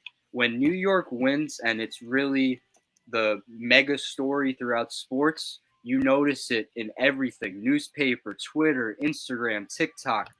That the Yankee celebration for the Astros right outside the stadium, saying "We won Houston." We saw that. Knicks fans, they go crazy every time the Knicks win. Rangers, same way. Nets, same way. So New York's got a lot to look forward to in 2023. Key markets in both leagues for sure, Wiz. Now, as we get in the year and college basketball just picks up, that's how it goes. And in another week or two, conference play will begin, all leading up to March Madness in the NCAA tournament, men's tournament for the men and as well as the women. Let's not forget. And by the way, I failed to mention a highlight fight in the Keep It in the Ring segment, a highlight fight of 2022 had a female division. It sold out Madison Square Garden in March. I believe it was March. Katie Taylor and Amanda Serrano put female boxing on the map. What a fight. Is the first female main event at Madison Square Garden in the illustrious history of that Mecca building in New York. And Serrano and Taylor did it. So I failed to mention that earlier. To me, that might have been the highlight boxing of the year. Might have been. Also, in the WWE was Logan Paul's emergence and his brother, the other Paul brother, with boxing and what he's doing. Now, I don't like him, but he's doing good for the sport. He's making boxing relevant to a point. I think he's a joke of a circus. We still don't see what type of a fighter he is. But what's his name? Not Logan. What's the other brother's name? It's Jake Paul. Jake, yeah. See, I purposely forget that. I don't take much of an interest in him. But he's getting fighters opportunity, including Amanda Serrano. He was a part of that great promotion in New York at Madison Square Garden. The college basketball, again, was going to pick up. Conference play leading up to the NCAA tournament in March. Madness. Right now, Purdue leading the pack as the number 1 team in the country, and Kansas struggling to try right in the early going to defend their national crown they got in April this year. Yeah, there's a lot to look forward to for college basketball. It usually heats up around January, February, around that area with conference play, and March is the best time of the year with March Madness. So a lot to look forward to with college basketball, and expect Kansas, Gonzaga, Baylor, Houston to be along in the pack with Purdue at the end. And, 2 teams in the New York area are off to great starts. 11-1 Fordham Rams in the Atlantic 10 are ranked among the top 100 in the nation, believe it or not. But they haven't played in the conference yet. We'll see them up at Rose Hill next week when they play Davidson. And then you got St. John's doing really well in the Big East, in the top, I think, 25 in the nation right now. Again, conference play will begin in the next week leading into the new year, but a lot ahead as college basketball will take a lot of attention now as we come out of 2022. I end the year in the NFL with this note, Wiz.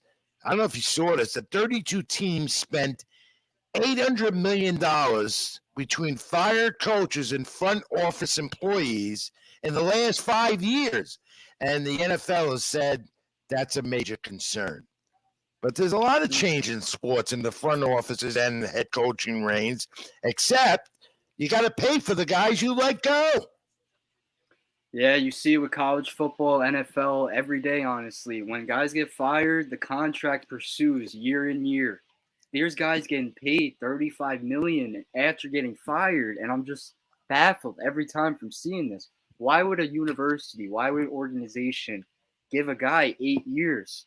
Meanwhile, you haven't made a rightful commitment for a 4-year coach. What's the sense in 8 years? I don't understand it. I don't understand it. But look at the Giants. They're paying, I think, 2 coaches they fired in the last 4 years or 5. They're still paying them. And there's your answer. There it is, right there. So maybe they have some stability with Brian Dubel, the new coach right now, and it looks like it's working there with the Giants. All right, Wiz, let me test you right now. 2023, you're a writer and a good one you became. You really did. In the new year, 2023, you and I have to look at not using these words when we write. Let's put that graphic up. And this is crazy. I come up with these stupid things. Look at that. When you write now about being very small, you have to use that word. That's what they stopped saying with very here. Very stupid. So now if I want to call you to be very stupid, I'm going to say you're asinine. Or when I write, I'm going to call you asinine. One word. What are the other ones that stand out here? Very little, scant. I use that from time to time. What do you like there? Honestly, I would never even think of these words throughout a conversation, but I'm malapert, I guess. Here's my word for the new year, and don't make me do this. I am now going to be crotchery. The bottom one. Crotchety instead of very angry. So right now I'm not crotchety. All right? I'm not crotchety right now. It's a holiday season. I don't want to be crotchery. But those are the words we have to use, according to whoever put that up. You know me. I come up with these ridiculous things all the time. So we come to this, our final show of 2022 on the SLG network this year. We're back live again 2 weeks from tonight as 2023 is right here. And it's been a great year for us here at the SLG network. And we've had a lot of support from you, the fans, and of course, people behind the scenes at the network, from Al to Nick, and now Avery, also our great producer each and every week. And we thank them. We really do. They put up with us. They put up with a lot putting this program together and all the others on the network. And as we begin 2023 in 2 weeks, we're going to welcome a new sponsor to the SLG family and network. And you've been seeing my teasers on social media, everyone, and occasionally on the show tonight. You've seen this skull. Let's put it up, Avery. There it is. Now, that's not The Fiend. It's not Bray Wyatt. It has nothing to do with it. However, this is our new sponsor on the program. Starting in 2 weeks, we welcome Fuel Energy Drink to Sports with Rich and to the SLG network. You'll hear more about them in 2 weeks from tonight. I love that logo. I've tried the drink, and believe me, I'm not an energy drinker, but this is better than the other guys, I can tell you. And I've heard that from numerous people that have tried the product, the newest energy drink on the market. So we're going to welcome Fuel Energy Drink and that skull to Sports with Rich and the SLG network, and we look forward to a great beginning with them. And I want to thank Pete and I want to thank Nick behind the Skull Energy Fuel Energy Drink as our sponsor, and we thank them as we leave 2022 and go into great things here on the program and the network and much more in 2023. Wiz, you excited about that? Very excited about it. Got to get some energy going, Skull Energy drinking in 2023. I'm going to be doing a lot of it. Honestly, I need energy in my life other than coffee, and this is the way to go. I'm looking forward to all that the endeavors in the future in 2023, what's in store. And thanks to the SLG Network, Avery, Nick, Cal behind the scenes. And there's so much more to do, and I'm looking forward to it all. Yes, indeed, it will be. And again, before we get to the fact of the week answer, close it out, I have to say, and I kid him a lot, and we never go at it because he respects me as much as I respect him. But this young man who's by my side just about every week here on the program, when I take my weeks off, it's understandable. And he handles it well when I'm out here with Jason Schott, who also I want to thank very much for coming in here with us and helping us out. Great writer also for Brooklyn Digest. And to all the guests we've had since we started this year, this has been a highlight of my career. Believe it or not, I love being on this show. I love doing it. I love being here doing sports with Rich. But this young man, I met him about a year ago. Was it January this year? Was it when we met up, or February? It had to be around February, I think. I'm thinking of it now. February. And again, as I said earlier, I didn't know what to expect. I'm giving the young man a chance. I give a lot of them a good chance. And you know, a lot of them don't work out. I like to mentor. I've been a teacher and educator over my years as well. And I know what to expect. I said, no, not another nerd coming to bother me, knocking on my door. I gave him a shot. And ever since then, he just got better and better and better. He's become a great writer, and read his content on latinosports.com, where he's an associate editor. He's also become a good broadcaster here, commanding the show, as you know. He's also a young man with drive, initiative, the spunk to do it. He wants it. He's got it. It's been a highlight of my year and one of the highlights of my career. And I'm not kissing his ass. I don't kiss anyone's ass, as everyone knows. I'm just telling you what this young man offers to this industry. And he has a future. And it's just been great hooking up with him and getting him involved with me. And we have a lot more to do in 2023, Wiz. For sure. The only way is up from here. We started the Abella shows going on from there. MLB with the press boxes at Latino Sports. So I'm always taking advantage of the opportunities in front of me, and it will never stop from here. And like I said, the trajectory is only up. Of course it is, as we always do it here every week, and much more. We have a lot to do. And now our final fact of the week of the year and the answer. Come on in, Avery. Let's take one more shot at it. Bobbleheads were hard to give away. I gave away the Aaron Judge to Cal. And Cal, if you're watching, I'm going to send it to you. I just haven't been able to get to the post office and ship it to you. But I got more bobbleheads here to give away in the weeks to come. Because the fact, again, was that baseball leaves a pitcher's hand. It slows down because of a drag. The pitch leaves a pitcher's hand at 100 miles an hour. It slows down by a percentage. And they know the fact, not trivia. Want to know the percentage of time it crosses the plate, the percentage it slows down. According to an Illinois physicist, he come up with this, not me. What is the percentage? You guys tried it earlier, didn't get it. I said, Avery, your turn. Well, I'm just making sure. I said 3.5. Yeah, Riz, you said 3.5. I said 5. All right. Yeah. Well, I think we got to aim a little higher. One more shot. I'm going to double my answer. I'm going to go 10%. It goes from 100 to 90. You are there. 10%. Congratulations. Let's go. 10%.